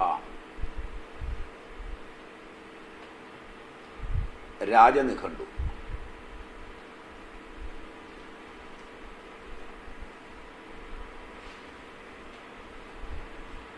ദുർവാ സാധ്വി ഹിമാതിക്ത. ദുർവാ സ്വാദ്വി ഹിമാതിക്ത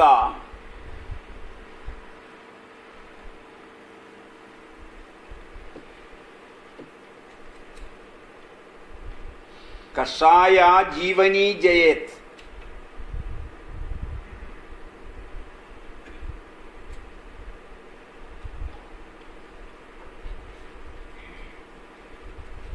കഫ പിത്താസ്ര വിസർപ്പതൃഷ്ണ ദാഹ ത്വഗാമയാൻ.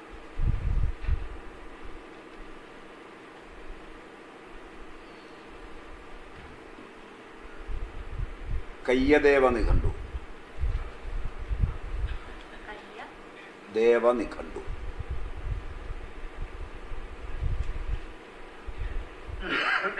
നിഘണ്ടുക്കളായതുകൊണ്ട് ഒന്നിനകത്തുള്ളത് തന്നെ വേറൊന്നിൽ സമാനമായി കണ്ടു എന്ന് വരും.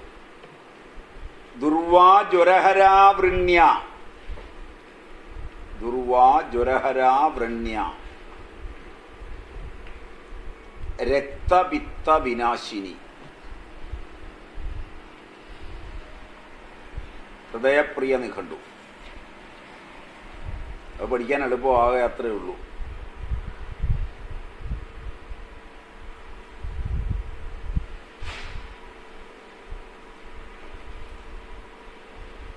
നീലദുർവാതു മധുര. നീലദുർവാതു മധുര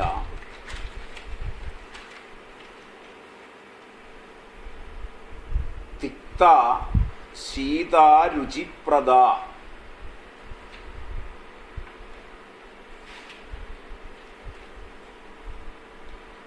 സഞ്ജീവനീച തുവര.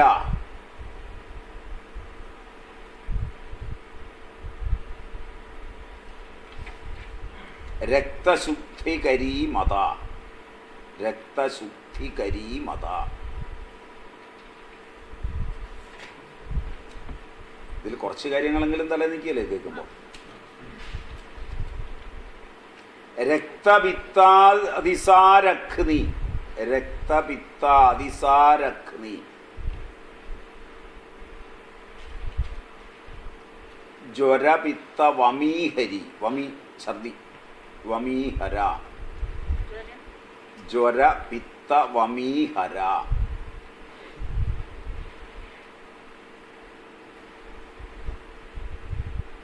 കഫം രക്തരുജം തൃഷ്ണാം.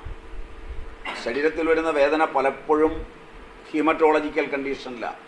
അതാണ് പല മരുന്നും കഴിച്ചു മാറുകയില്ലാത്തത്. ആകെ വേണ്ടത് 12 ml കറുകനീരേ വേണ്ടു. രക്തത്തിന് ഏറ്റവും ഗുണകരമായ രക്തരുച. പലരും 40 വയസ്സ് കഴിയുമ്പോൾ അനുഭവിക്കുന്ന പല വേദനയും ഈ സാധനം കൊണ്ട് മാറും.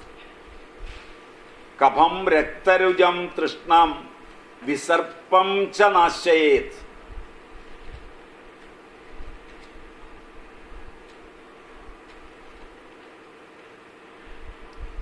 ദാഹം ച ചർമ്മദോഷം ച.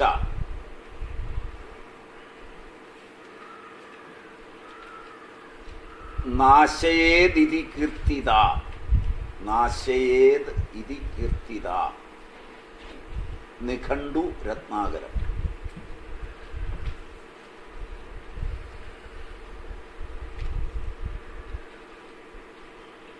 ദുർവാതു രക്തവിത്തഗ്നി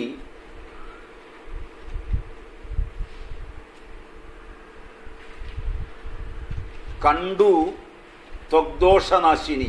കണ്ടു ചൊറിച്ചില്. കണ്ടു ത്വഗ്ദോഷനാശിനി രാജവല്ലഭ നിഘണ്ടു. എല്ലാത്തിൻ്റെ അർത്ഥം മനസ്സിലാകുന്നതുകൊണ്ടാണ് ഞാൻ ശ്ലോകം എക്സ്പ്ലെയിൻ ചെയ്യാത്തത്. മതിയാവുമെന്ന് വിചാരിക്കുന്നു.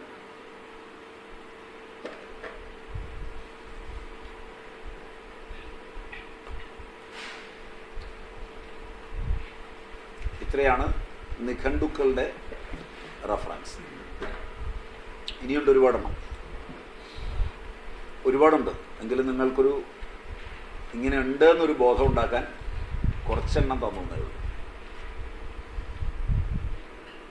മൂക്കിൽ കൂടി രക്തം വരുന്നതിന് കറുക നല്ലോലെ പൊടിച്ച് ആ പൊടി നസ്യം ചെയ്താണ്. ഉണക്കി പൊടിച്ചു വെച്ചിട്ട് ഒരു തുള്ളി മൂക്കിൽ ഊതി കയറ്റിയാണ്. കുട്ടികളിൽ പലപ്പോഴും വരുന്ന ഇത് മിക്കവാറും രക്തത്തിൻ്റെ ഒരു തകരാറ് കൊണ്ട് വരുന്നതാണ്. അത് കൂടിയ അളവിൽ ബ്രെയിനിലൊക്കെ വരാം. അങ്ങനെ വരുമ്പോഴൊക്കെ ഈ കറുക ഒരല്പം കൊടുത്താൽ പെട്ടെന്ന് നിൽക്കും. ലുക്കീമിയയെ ചെറുക്കുമെന്ന് പറയുന്നതും അതുകൊണ്ടാണ്. ചൊറി തുടങ്ങിയ ചർമ്മരോഗങ്ങൾക്ക് കറുകനീര്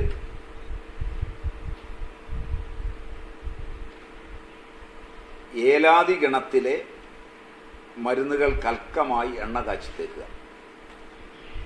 ഗണൌഷധങ്ങൾ എന്ന പേരിൽ ആയുർവേദം തിരിച്ചിട്ടുണ്ട്. ഗണങ്ങളെല്ലാം പഠിക്കേണ്ടതാണ്. പഴയ കാലത്തെ ആളുകൾക്ക് ഗണങ്ങൾ മുഴുവൻ അറിയാം. ത്വക്ക് രോഗത്തിന് വളരെ പ്രധാനപ്പെട്ടതാണ് ഏലാദി ഗണം. ഏലാദി ഗണത്തിലെ ഔഷധങ്ങൾ കൽക്കമായി അരച്ചെടുത്ത് കറുകനീര് എള്ളെണ്ണ കൂട്ടി കാച്ചി വെക്കും. വെളിച്ചെണ്ണ കൂട്ടി കാച്ചി വെക്കും. ദുർവാദി വെളിച്ചെണ്ണ, ദുർവാദി തൈലം, ഇതൊക്കെ കാച്ചി വെക്കും. വീട്ടിലുണ്ടാവും എപ്പോഴും ഒരു കുപ്പി. ഇപ്പം ഗണവും അറിയില്ല, കറുകയും കണ്ടാലറിയില്ല. കറുക ധാരാളമായി പറിച്ച് കൊണ്ടുവന്ന് വെള്ളം തളിച്ചിടിച്ച് പിഴിഞ്ഞെടുക്കും. ആ നീരും എണ്ണയും ഏലാദി ഗണത്തിലെ മരുന്നുകൾ കൽക്കനം. ഏലാദി ഗണം, ഏലായുഗ്മം. ഗണം വേണമെങ്കിൽ നോട്ട് ചെയ്തോളൂ. ഏലാദി ഗണത്തിൽ ഏലായുഗ്മം 2 ഏലം, ചിറ്റേലം, പേരേലം.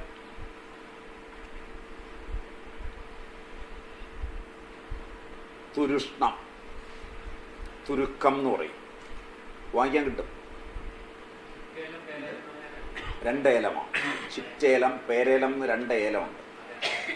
ചെറിയ ഏലക്ക ഉണ്ടാകുന്നത് ഏലവും, മറ്റേ പേരേലം എന്ന് പറഞ്ഞ് കുറച്ചുകൂടി വലിയ മറിഞ്ഞു കിടക്കുന്ന കയ്യാലൊക്കെ വരുന്ന പേരേലം എന്ന് പറഞ്ഞൊരെണ്ണമുണ്ട്. ആ ഏലം 2 ഏലമുണ്ട്. 2 ഏലമുണ്ട്. അത് രണ്ടും അങ്ങാടി കടയിൽ കിട്ടുന്നുണ്ട്. മരുന്ന് കടയിൽ ചോദിച്ചാൽ രണ്ടും തരും. അപ്പോൾ പിന്നെ ഡ്യൂപ്ലിക്കേറ്റും ഒക്കെ കാണും. അത്രയേ ഉള്ളൂ. ഒന്ന് പരിചയപ്പെട്ടാൽ, ആദ്യമൊക്കെ കുറച്ച് ഡ്യൂപ്ലിക്കേറ്റും ഒക്കെ ഉണ്ടായാലും കുറച്ച് നിങ്ങൾ അതിൽ ഇൻട്രസ്റ്റഡ് ആയി കഴിഞ്ഞാൽ നിങ്ങൾ തന്നെ കണ്ടുപിടിക്കും. അങ്ങനെയാണ് ഇപ്പം എനിക്ക് പറഞ്ഞു തരാവുന്നത്. അല്ലാതെ ഇവിടെ ഇരുന്നുകൊണ്ട് എനിക്ക് പറഞ്ഞു തരാവുന്ന ഒരു പരിമിതി അതാണ്. നിങ്ങളിതുമായി ഇൻട്രസ്റ്റഡ് ആയാൽ, ഇതൊക്കെ ഇൻട്രസ്റ്റിനെ ആശ്രയിച്ചുള്ള കാര്യമാണ്. നിങ്ങളിവിടുന്ന് എന്തെല്ലാം പഠിച്ചിട്ട് പോയാലും നിങ്ങൾക്ക് ഈ സബ്ജക്റ്റിൽ ഇൻട്രസ്റ്റ് ഉണ്ടെങ്കിൽ മാത്രമേ നിങ്ങളിത് പഠിക്കുകയുള്ളൂ. ഇതിപ്പോൾ താൽക്കാലികമായൊരു ക്ലാസ് കേട്ടു, അതുകൊണ്ടൊന്നും കാര്യം ഉണ്ടാവില്ല. സസ്യങ്ങളുമായൊരു ഇൻട്രസ്റ്റ് ഉണ്ടാവണം, ചുറ്റുപാടുകളോടൊരു ഇൻട്രസ്റ്റ് ഉണ്ടാകണം. അത് കഴിയുമ്പോൾ നിങ്ങളുടെ സ്വഭാവത്തിനൊക്കെ മാറ്റം വരും. അത് നിങ്ങളുടെ വീട്ടിൽ മാറ്റം വരും, നിങ്ങളുടെ കുട്ടികളിൽ മാറ്റം വരും, നിങ്ങളോട് ഇടപെടുന്നവരിൽ മാറ്റം വരും. അതാണ് ഇതിൻ്റെ പ്രയോജനം. ഇതിൻ്റെ വൈദ്യസംബന്ധമായ പ്രയോജനത്തെക്കാൾ വലിയ പ്രയോജനം ജീവിതത്തിനൊരു ദിശാബോധമുണ്ടാകും ഇതൊക്കെ പഠിച്ചാൽ.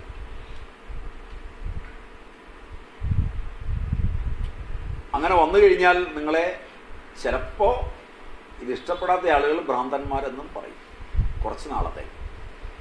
കുറച്ച് കഴിയുമ്പോൾ അവർ നിങ്ങളെ വിമർശിച്ച് അവർ ഭ്രാന്തന്മാരാകും. അങ്ങനെയാണല്ലോ നിങ്ങൾ പലരും ഇവിടെ വന്നിരിക്കുന്നത്. പറഞ്ഞില്ലെങ്കിൽ പക്ഷേ അല്ലെ, പറഞ്ഞില്ലെങ്കിൽ ശരിയാവില്ല. ഇപ്പോഴും നിങ്ങളിൽ ചിലർക്കെങ്കിലും ആ ബോധവുമുണ്ട്, പ്രാന്ത് കുറേശ്ശെ ഉണ്ട് തന്നെ. ക്ലാസ്സിൽ നിന്ന് പുറത്തിറങ്ങുമ്പോൾ തമ്മി സ്വാമിക്ക് പ്രാന്താന്ന് പറയുകയും എന്നാൽ ആ ഭ്രാന്ത് നിങ്ങൾക്ക് കുറേശ്ശെ ഉണ്ടായിരിക്കുകയും ചെയ്യുന്ന ഒരവസ്ഥ. അത് കുറച്ചുകൂടെ കഴിയുമ്പോൾ മാറും.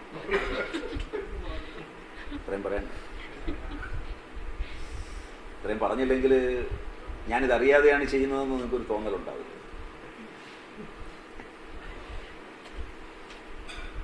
അല്ലേ?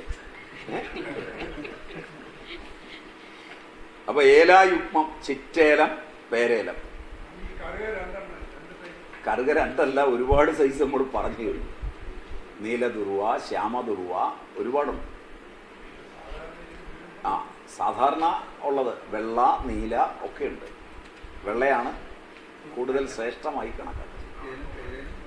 ചിറ്റേലം, പേരേലം, തുരുഷ്ണം. തുരുഷ്ണം സംസ്കൃത ശബ്ദങ്ങളാണ് ഞാൻ തരുന്നത്. കാരണം പിന്നീട് നിങ്ങൾ ആരോടെങ്കിലും സംസാരിക്കുമ്പോൾ സംസ്കൃത ശബ്ദങ്ങൾ പ്രയോജനപ്പെട്ടോട്ടെന്ന് വിചാരിച്ചാൽ. മാത്രമല്ല അത്രയും സംസ്കൃത ശബ്ദം നിങ്ങളുടെ തലയിലൊന്ന് കയറിയെങ്കിൽ കയറിയിട്ടുണ്ടെന്ന് വെച്ചാൽ. തുരുഷ്ണം, അതിന് മലയാളം തുരുക്കം. കുഷ്ടം, കൊട്ടം. ഫലിനി, ഞാഴൽപ്പൂവ്. ഫലിനി, ഫലിനി, പ കഴിഞ്ഞുള്ള ഭ. ചങ്ങനാശ്ശേരിയാണ്ട് ഫ. അവിടെ ഭ ഇല്ല, അവിടെയുള്ളതൊക്കെ ഫയാണ്. ഫു.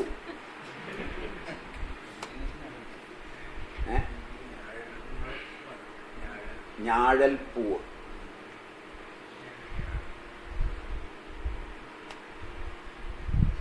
മാംസി, മാഞ്ചി.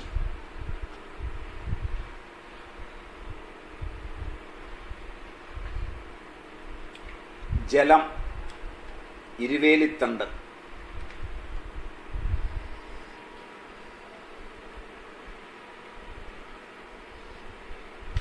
ധ്യാമകം, നാൻമുഖപ്പുല്ല്. നാൻമുഖപ്പുല്ല്. സ്പൃക്ക, ജോനകപ്പുല്ല്.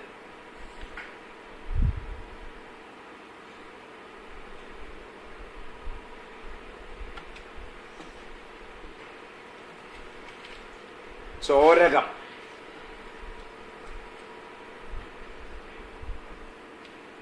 കച്ചൂരിക്കിഴങ്ങ്. കച്ചോലം എന്ന് പറയില്ലേ, അത് തന്നെ. ചോചം, ഇലവർങ്ങത്തൊലി.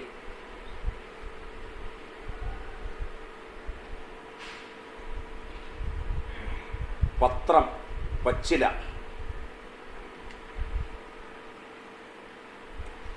തകരം, മലയാളത്തിൽ തകരം.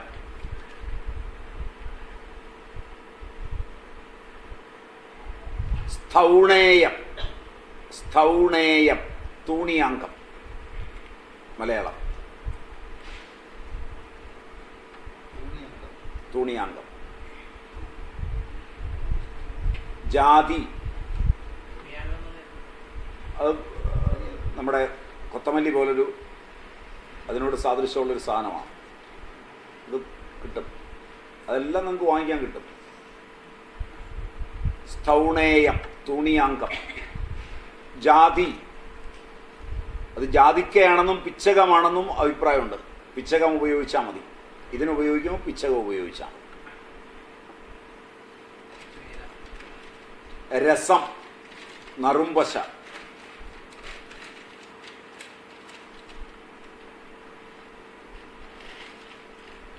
സുക്തി,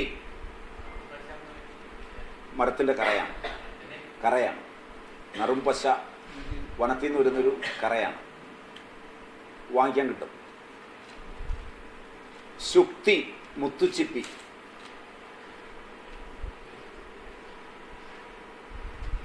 വ്യാഘ്രനഖം, പുലിച്ചുവടി വേര്. വ്യാഘ്രനഖം, പുലിച്ചുവടി വേര്. പുലിയുടെ കാല് പോലെയുള്ള ഇലയുള്ളൊരു ചെടിക്കാണ് പുലിച്ചുവടി എന്ന് പറയുന്നത്. ഇതാ വഴി കിടപ്പുണ്ടെന്ന് തോന്നുന്നു. പുലിച്ചുവടി വേര്. സുരാഹ്വം, ദേവതാരം.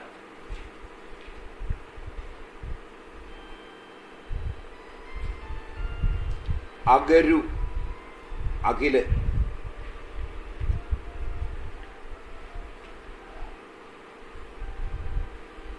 ശ്രീവാസകം,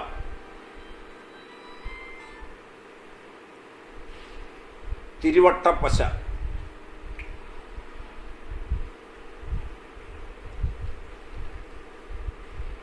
കുങ്കുമം,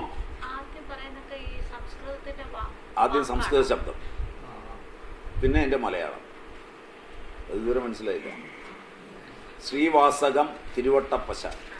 കുങ്കുമം, കുങ്കുമപ്പൂവ്.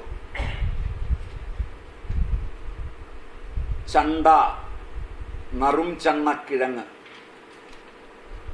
ചണ്ണക്കിഴങ്ങ് ഇപ്പം ഇടുക്കി ജില്ലയിലൊക്കെ ഉണ്ടാവും.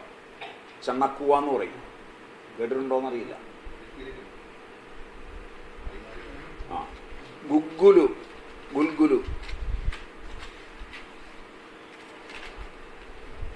ദേവധൂപം, ചഞ്ചല്യം. അതും മരത്തിൻ്റെ കറയാണ്. ധൂപം, അത് നല്ല പച്ച നിറത്തിലുള്ളതാണ് ഏറ്റവും നല്ലത്. തെള്ളി എന്ന് പറയും. തെള്ളി ചുവന്നതും പച്ചയുണ്ട്, അതിൽ പച്ചയാണ് ഏറ്റവും നല്ലത്. ചഞ്ചല്യം. ഖപുരം, കുന്തുരുക്കം.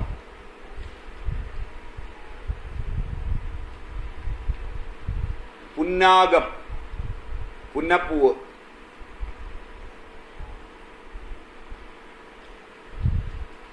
നാഗാഹ്വയം, നാഗപ്പൂവ്. ഇത്രയാണ് ഏലാദിഗണം. ഇത്രയും സാധനം എടുത്ത് അരയ്ക്കണം. 1 ലിറ്ററിന് 20 ഗ്രാം മതിയാവും ആകെ. എല്ലാ സാധനവും കൂടെ. സാമാന്യം കൽക്കൻ അത്രയും മതിയാവും, കൂടിയാലും കുഴപ്പമൊന്നുമില്ല.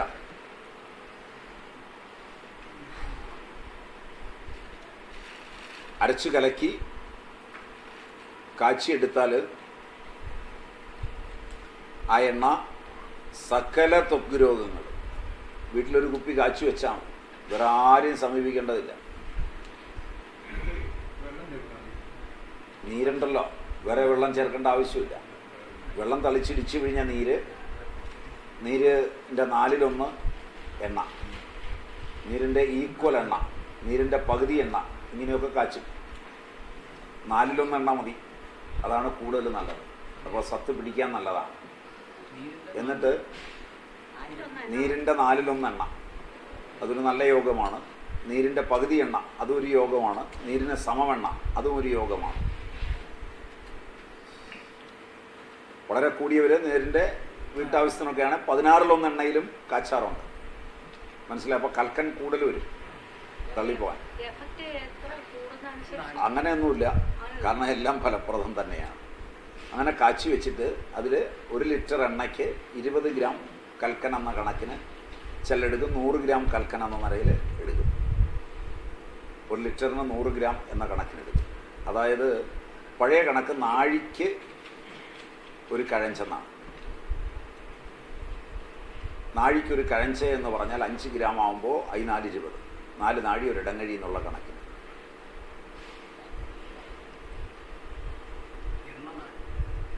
എണ്ണ നാഴിക്ക് 5 ഗ്രാം. 5 ഗ്രാം എന്ന് പറയുന്നത് ഒരു കഴഞ്ച്.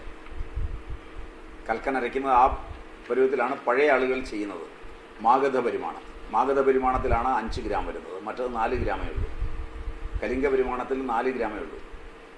അതുകൊണ്ടാണ് പുതിയ ഗവൺമെൻറ്റിൻ്റെ ഇതനുസരിച്ച് വരുമ്പോൾ 48 ഗ്രാമേ ഉള്ളൂ വരുന്നത്. കഷായത്തിനൊക്കെ എടുക്കും 12 കഴഞ്ചെന്ന് പറയും. അത് കാച്ചി അരിച്ചു വെക്കും. കാച്ചി അരിച്ചു വെച്ചാൽ ആദ്യമൊക്കെ അവനവൻ്റെ വീട്ടിൽ തേപ്പിക്കും. അപ്പോൾ കുട്ടികൾക്ക് നിറവും ഭംഗിയൊക്കെ കാണുമ്പോൾ അയൽവക്കംകാരൻ ചോദിക്കും ഇതെങ്ങനെയാണെന്ന് ചോദിക്കും. ഒരു സ്വല്പം അവന് കൊടുത്തു വിടും. അവൻ കൊണ്ട് തേച്ച് ത്വക്ക് രോഗമൊക്കെ മാറുമ്പോൾ അവൻ ചോദിക്കും ആ എണ്ണ കുറച്ചുകൂടെ ഉണ്ടോ എന്ന് ചോദിക്കും. കാച്ചി തരാമല്ലോ, കാശ് കുറേ വേണമെന്ന് പറയും. കാരണം കുങ്കുമപ്പൂവൊക്കെ വേണ്ടതല്ലേ. അപ്പോൾ അതനുസരിച്ച് പൈസ മേടിക്കും. അങ്ങനെ മേടിച്ച് അവന് കാച്ചി കൊടുക്കുമ്പോൾ തൊട്ട് അയൽവക്കത്തുനിന്ന് അപ്പുറത്തുനിന്നുള്ളവൻ വരും.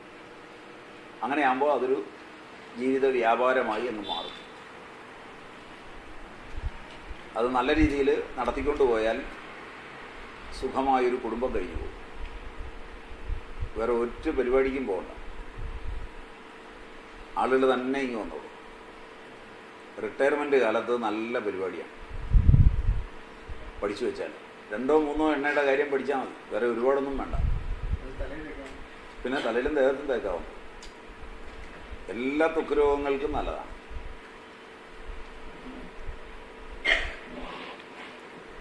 രക്തസ്രാവം ഉണ്ടായാൽ കറുക അരച്ച് വെച്ച് കെട്ടിയാൽ മതി.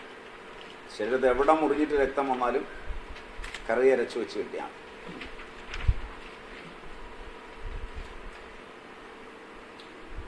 സ്ത്രീകളിൽ വരുന്ന രക്തപ്രതരത്തിന് കറുക അരച്ച് പാലിൽ കഴിച്ചാൽ മതി, കാച്ചി കഴിച്ചാൽ മതി. പിടിച്ചു കെട്ടിയ പോലെ നിൽക്കും.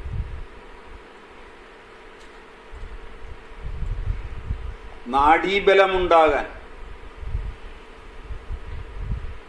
കറുകനീര് 12 ml വീതം 2 നേരം കഴിച്ചാൽ മതി.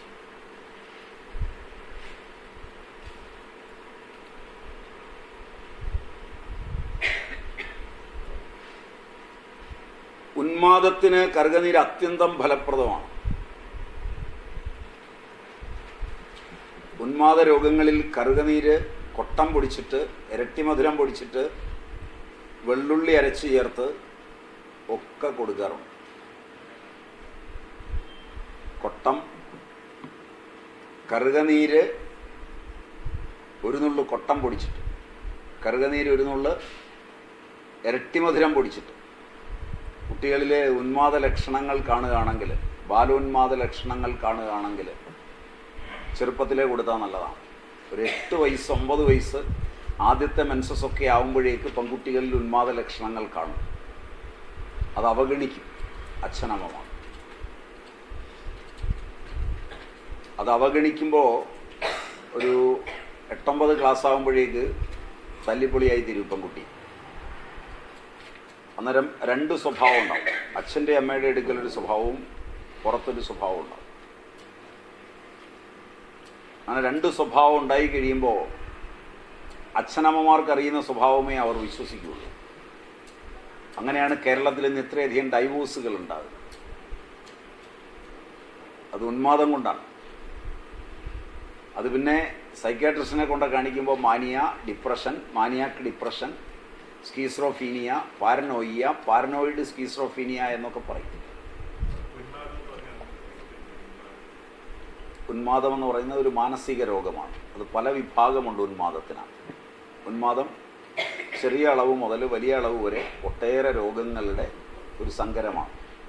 അതിൽ കിരികങ്ങളെന്ന് പറഞ്ഞ് 18 എണ്ണമുണ്ട്. അതുകൂടാതെ മറ്റ് തരത്തിലുള്ളവയുണ്ട്. ഇത് വളരെ വിസ്തൃതമായൊരു ശാഖയാണ്. അതിൻ്റെ തുടക്കം ആ ചിത്തഭ്രമം. ഉന്മാദം എന്ന് പറയുന്നത് ഭ്രാന്ത്, അത് തന്നെ, സംശയമൊന്നുമില്ല. അത് ചെറിയ അളവിലും വലിയ അളവിലും ഉണ്ടെന്ന് മാത്രം. അത് കുട്ടികളായിരിക്കുമ്പോൾ തന്നെ അതിൻ്റെ പ്രകട ലക്ഷണങ്ങൾ കാണും. അത് നമ്മളുടെ പ്രിയം കാരണം അത് മറച്ചു. പഴയ ആളുകൾ അത് മറച്ചു വെക്കില്ല. അത് തല്ലിയാൽ ചിലപ്പം മാറും. പഴയ ആളുകളാണെങ്കിൽ വിളിച്ച് മുറ്റത്തേക്ക് നിർത്തിയിട്ട് 2 എണ്ണം കൊടുക്കും നാട്ടുകാരുടെ മുമ്പിൽ വെച്ച്. അതോടെ അങ്ങ് പോകും. അതിന് വേറെ മരുന്നൊന്നും വേണ്ട. ഇതിന് പകരം എന്ത് ചോദിച്ചാൽ നാട്ടുകാരറിയാതിരിക്കാൻ അകത്തു കൊണ്ടുപോകും. അപ്പോൾ അത് വർദ്ധിക്കും. ഇപ്പോൾ വീട്ടിൽ അച്ഛൻ്റെയും അമ്മയുടെയും അടുക്കൽ ഒരു സ്വഭാവം, പുറത്ത് വേറൊരു സ്വഭാവം, മറ്റുള്ളവരോട് മറ്റൊരു സ്വഭാവം, വീട്ടിലെ സാധനങ്ങളൊക്കെ നശിപ്പിക്കൽ, അതൊക്കെ രഹസ്യമായി വെക്കും. അത് തുടങ്ങുമ്പോൾ കറുക കൊടുത്തു കഴിഞ്ഞാൽ മാറിക്കിട്ടാവുന്നതാണ് ഈ രോഗം. പക്ഷേ അങ്ങനെയുള്ളൊരു നോളജ് നമുക്കില്ല. രഹസ്യമായി കൊണ്ടുപോയി സൈക്കാട്രിസ്റ്റിനെ കാണിക്കും. അവർ കൂടിയ തരം മരുന്നുകൾ തരും. സിസോഡാൻ, റെസ്പിരഡോൺ തുടങ്ങിയ മരുന്നുകൾ തരും. അത് ബ്രെയിനെ തളർത്തും. അത് കഴിയുമ്പോൾ പിന്നെ അതില്ലാതെ പറ്റാതാവും. അത് കഴിയുമ്പോൾ പിന്നെ ഡൈവോഴ്സും ബഹളവും ഒക്കെ ആവും. അങ്ങനെ എത്രയോ പെൺകുട്ടികളുടെ ജീവിതമാണ് പോകുന്നത്. ഈ പീഡനങ്ങളുടെയൊക്കെ കഥ എടുത്തു കഴിഞ്ഞാൽ അമിതമായി സ്നേഹിച്ച് കൂടെ തോളെ കയറും. തോളെ കയറിക്കഴിഞ്ഞ് അവൻ സ്വാതന്ത്ര്യം ഇങ്ങോട്ട് കാണിക്കുമ്പോൾ സ്വഭാവം അങ്ങ് മാറും.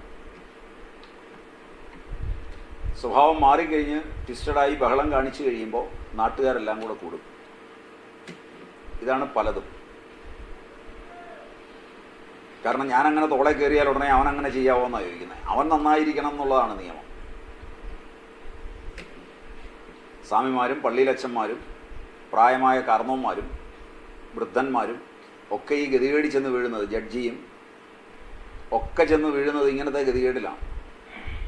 അത് ശരിയായി അന്വേഷിച്ചാലേ മനസ്സിലാവുള്ളൂ. ആ സമയത്ത് ഇവൻ്റെയും ബോധം പോകും. കാരണം ഈ ഉന്മാദമുള്ളയാളിന് ഹിപ്നോട്ടൈസ് ചെയ്യാൻ കഴിവ് കൂടും. അതുകൊണ്ട് ഉന്മാദ രോഗികളെ ഹിപ്നോട്ടൈസ് ചെയ്യാൻ സൈക്കാട്രിസ്റ്റ് തീരുമാനിക്കുമ്പോഴും സൈക്കാട്രിസ്റ്റിനെ ഹിപ്നോട്ടൈസ് ചെയ്തിട്ട് പോരുകയാണ് പലപ്പോഴും അവർ ചെയ്യുന്നത്. സൈക്കോളജിയിലെ ഏറ്റവും വലിയതാണ്. കാരണം വെച്ചാൽ വളരെ ഷാർപ്പായിരിക്കും ഉന്മാദമുള്ളവരുടെ മൈൻഡ്. അതുകൊണ്ട് അവരെ നിയന്ത്രിക്കാൻ പ്രയാസമാവും ഒരളവ് കഴിഞ്ഞാൽ. കാരണം അവർ വൺ പോയിൻറ്റഡാണ്. അവരുടെ ലക്ഷ്യം സാധിക്കുക എന്നുള്ളത് മാത്രമേ ഉള്ളൂ. അതുകൊണ്ടാണ് പലപ്പോഴും കോലാഹലങ്ങൾക്കിടയാകുന്നത്. അത് തിരിച്ചറിയാത്തൊരു സൊസൈറ്റി, വൈദ്യശാസ്ത്രത്തിൻ്റെ ഈ ഫണ്ടമെൻ്റൽ അറിയാത്തൊരു സൊസൈറ്റിക്ക് ഒരിക്കലും മോചനം ഉണ്ടാവില്ല. അതുകൊണ്ട് എപ്പോഴും അത്തരക്കാരെ കണ്ടാൽ, അത്തരൊരു ആൺകുട്ടിയെയോ പെൺകുട്ടിയെയോ കണ്ടാൽ മറ്റൊരാളുടെ സാന്നിധ്യത്തിലല്ലാതെ സംസാരിക്കുക പോലും ചെയ്യരുത്, ഇടപെടരുത്. വേറൊരാളുടെ സാന്നിധ്യം ഇല്ലാത്തപ്പോൾ നിങ്ങൾ സംസാരിച്ചു കഴിഞ്ഞാൽ നിങ്ങൾ പറഞ്ഞതല്ല അവർ കേൾക്കുന്നത്. അവർ ഹാലൂസിനേഷനിലാണ് കേൾക്കുന്നത്. അവർ പിന്നെ സമൂഹത്തോട് നിങ്ങൾക്കെതിരായിട്ടേ പറയുള്ളൂ. ഞാൻ ഒറ്റയ്ക്കുണ്ടായിരുന്നപ്പം എന്നെ കെട്ടിപ്പിടിച്ചു, എന്നോട് വർത്തമാനം പറഞ്ഞു, ഞങ്ങൾ ഒന്നിച്ച് ജീവിച്ചു എന്നൊക്കെ പറയും. അതൊന്നും നിങ്ങൾക്ക് നിഷേധിക്കാനാവില്ല, അതൊന്നും ചെയ്തിട്ടില്ലെങ്കിലും. അങ്ങനെയാണ് പലരും വിഷമവൃത്തത്തിലാകുന്നത്. ഭക്തിയും ഉന്മാദത്തിൻ്റെ വേറൊരു ലക്ഷണമാണ്. ഭക്തി മൂത്താലും ഈ കുഴപ്പങ്ങളെല്ലാം ഉണ്ടാവും. അതാണ് ആശ്രമങ്ങളിൽ നിന്നും അവിടുന്ന് ഇവിടുന്നും ഒക്കെ കേൾക്കുന്ന ശബ്ദങ്ങൾ. അതൊക്കെ രക്ഷിക്കാൻ രക്ഷാസംഘടനകളൊന്നും പോയിട്ട് കാര്യമുണ്ടാവില്ല. ആധുനികതയുടെ ഒരു വല്ലാത്ത അവസ്ഥയാണ്. അപ്പോൾ അത് വരാതിരിക്കാൻ കുട്ടികളെ തിരിച്ചറിഞ്ഞ്, ആൺകുട്ടിയായാലും പെൺകുട്ടിയായാലും, പെൺകുട്ടികളിലാണ് ഈ നെർവസ്നെസ് കൂടുതൽ കാണുന്നത്. ഇപ്പോൾ ആൺകുട്ടിയായാലും പെൺകുട്ടിയായാലും ഒരു അഡോളസൻ്റ് ഏജിലേക്ക് കടക്കുമ്പോൾ വരുന്ന ഒരു ജർക്കിങ്, ആ ജർക്കിങ് സമയത്ത് കറുക വളരെ ഫലപ്രദമാണ്. പലതരത്തിൽ കൊടുക്കാം. അതിലൊന്നാണ് കറുകയും കൊട്ടവും, കറുകയും ഇരട്ടിമധുരവും, കറുകയും വെളുത്തുള്ളിയും, കറുകയും മുഞ്ഞയിലയും. മുഞ്ഞയില, കറുകനീരും അരുതനീരും. അപസ്മാര ലക്ഷണവും കൂടെ ഉണ്ടെങ്കിൽ കറുകനീരിൻ്റെ കൂടെ അരുതനീര് ചേർത്ത് കൊടുക്കും. കറുകയും അശ്വഗന്ധാദി ചൂർണവും. അശ്വഗന്ധ മാത്രമായാലും മതി.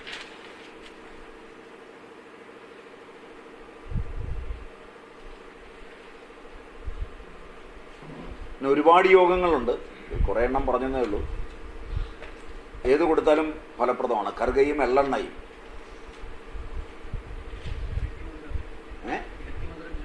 ഇരട്ടിമധുരം ഒരു നുള്ള് ചെറുത് പറഞ്ഞതാണ്, കൊടുത്താൽ മതി, വളരെ ഫലപ്രദമാണ്.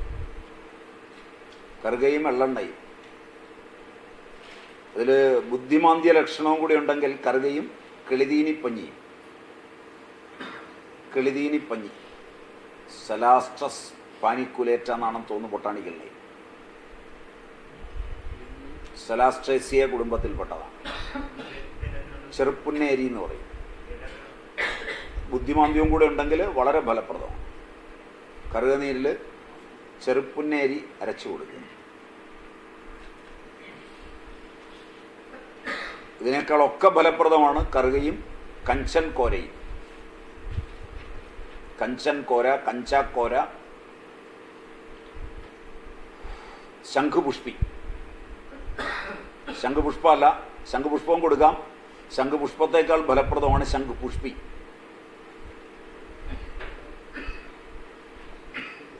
ശംഖുപുഷ്പി അത് മലമ്പുഴയുണ്ട്, ഇവിടെ അടുത്ത് ഉണ്ടെന്ന് പറയാവുന്ന മലമ്പുഴയുണ്ട്. ചുറ്റും പാമ്പുകളാണ്, കാരണം അതിനെ സംരക്ഷിക്കുന്നത് പാമ്പുകളാണ് കൂടുതലും. അതിൻ്റെ പൂവ് ശംഖിൻ്റെ ആകൃതിയിലിരിക്കും. കുറ്റിച്ചെടിയാണ്, വള്ളിയല്ല. 2 വെറൈറ്റി ഉണ്ട്. അതിൽ പൊക്കം കൂടിയതാണ് നല്ല വെറൈറ്റി. അതിന് വളരെ ഫലപ്രദമാണ്. കാഞ്ച് കോര എന്ന് ഇംഗ്ലീഷ്, കഞ്ചൻ കോര എന്ന് മലയാളം, ശംഖുപുഷ്പി എന്ന് സംസ്കൃതം.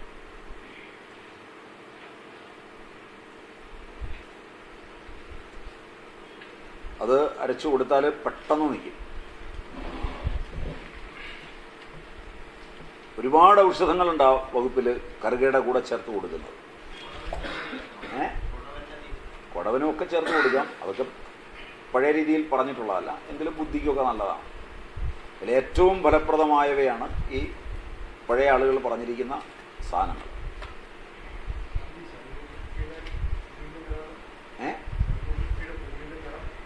വെള്ള മലമ്പുഴ സൈഡിലുണ്ട്. മലമ്പുഴ ഡാമിൻ്റെ അപ്പുറത്ത് കുറച്ച് ഈ ഏറുപുല്ലുണ്ട്, അതിൻ്റെ ഇടയിൽ നിൽപ്പുണ്ട്. അവിടെയാണ് കണ്ടിട്ടുള്ളത്. കുറ്റിച്ചെടിയാണ്, അതായത് നിങ്ങളുടെ താർതാവൽ നിൽക്കുന്ന പോലെ നിൽക്കുന്ന ഒരു ചെടിയാണ്.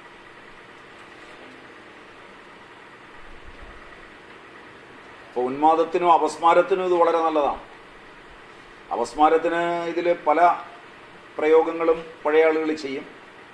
കറുകനീര്, ഭൂനാഗം, കുഴിയാന ഒക്കെ എണ്ണ കാച്ചി കൊടുക്കും.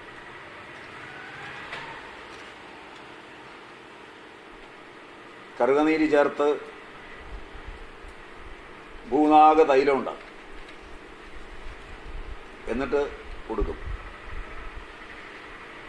ദുർവാ ഭൂനാഗ തൈലം എന്ന പേര്. അപസ്മാരത്തിനും വളരെ നല്ലതാണ്, ഉന്മാദത്തിനും വളരെ നല്ലതാണ്. കറുക, എള്ള്, തുമ്പപ്പൂവ്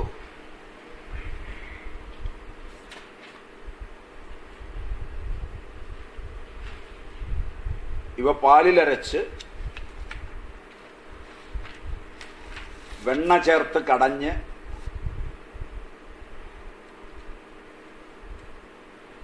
പുരട്ടിയാൽ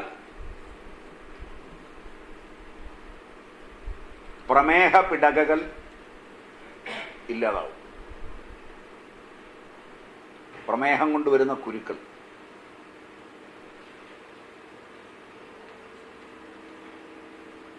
ഡയബറ്റിക് അൾസർ. സമയം എന്തായി? 1:45. 5 മിനിറ്റ് ഒന്ന് പുറത്തു പോയി വന്ന് ഇരിക്കുക.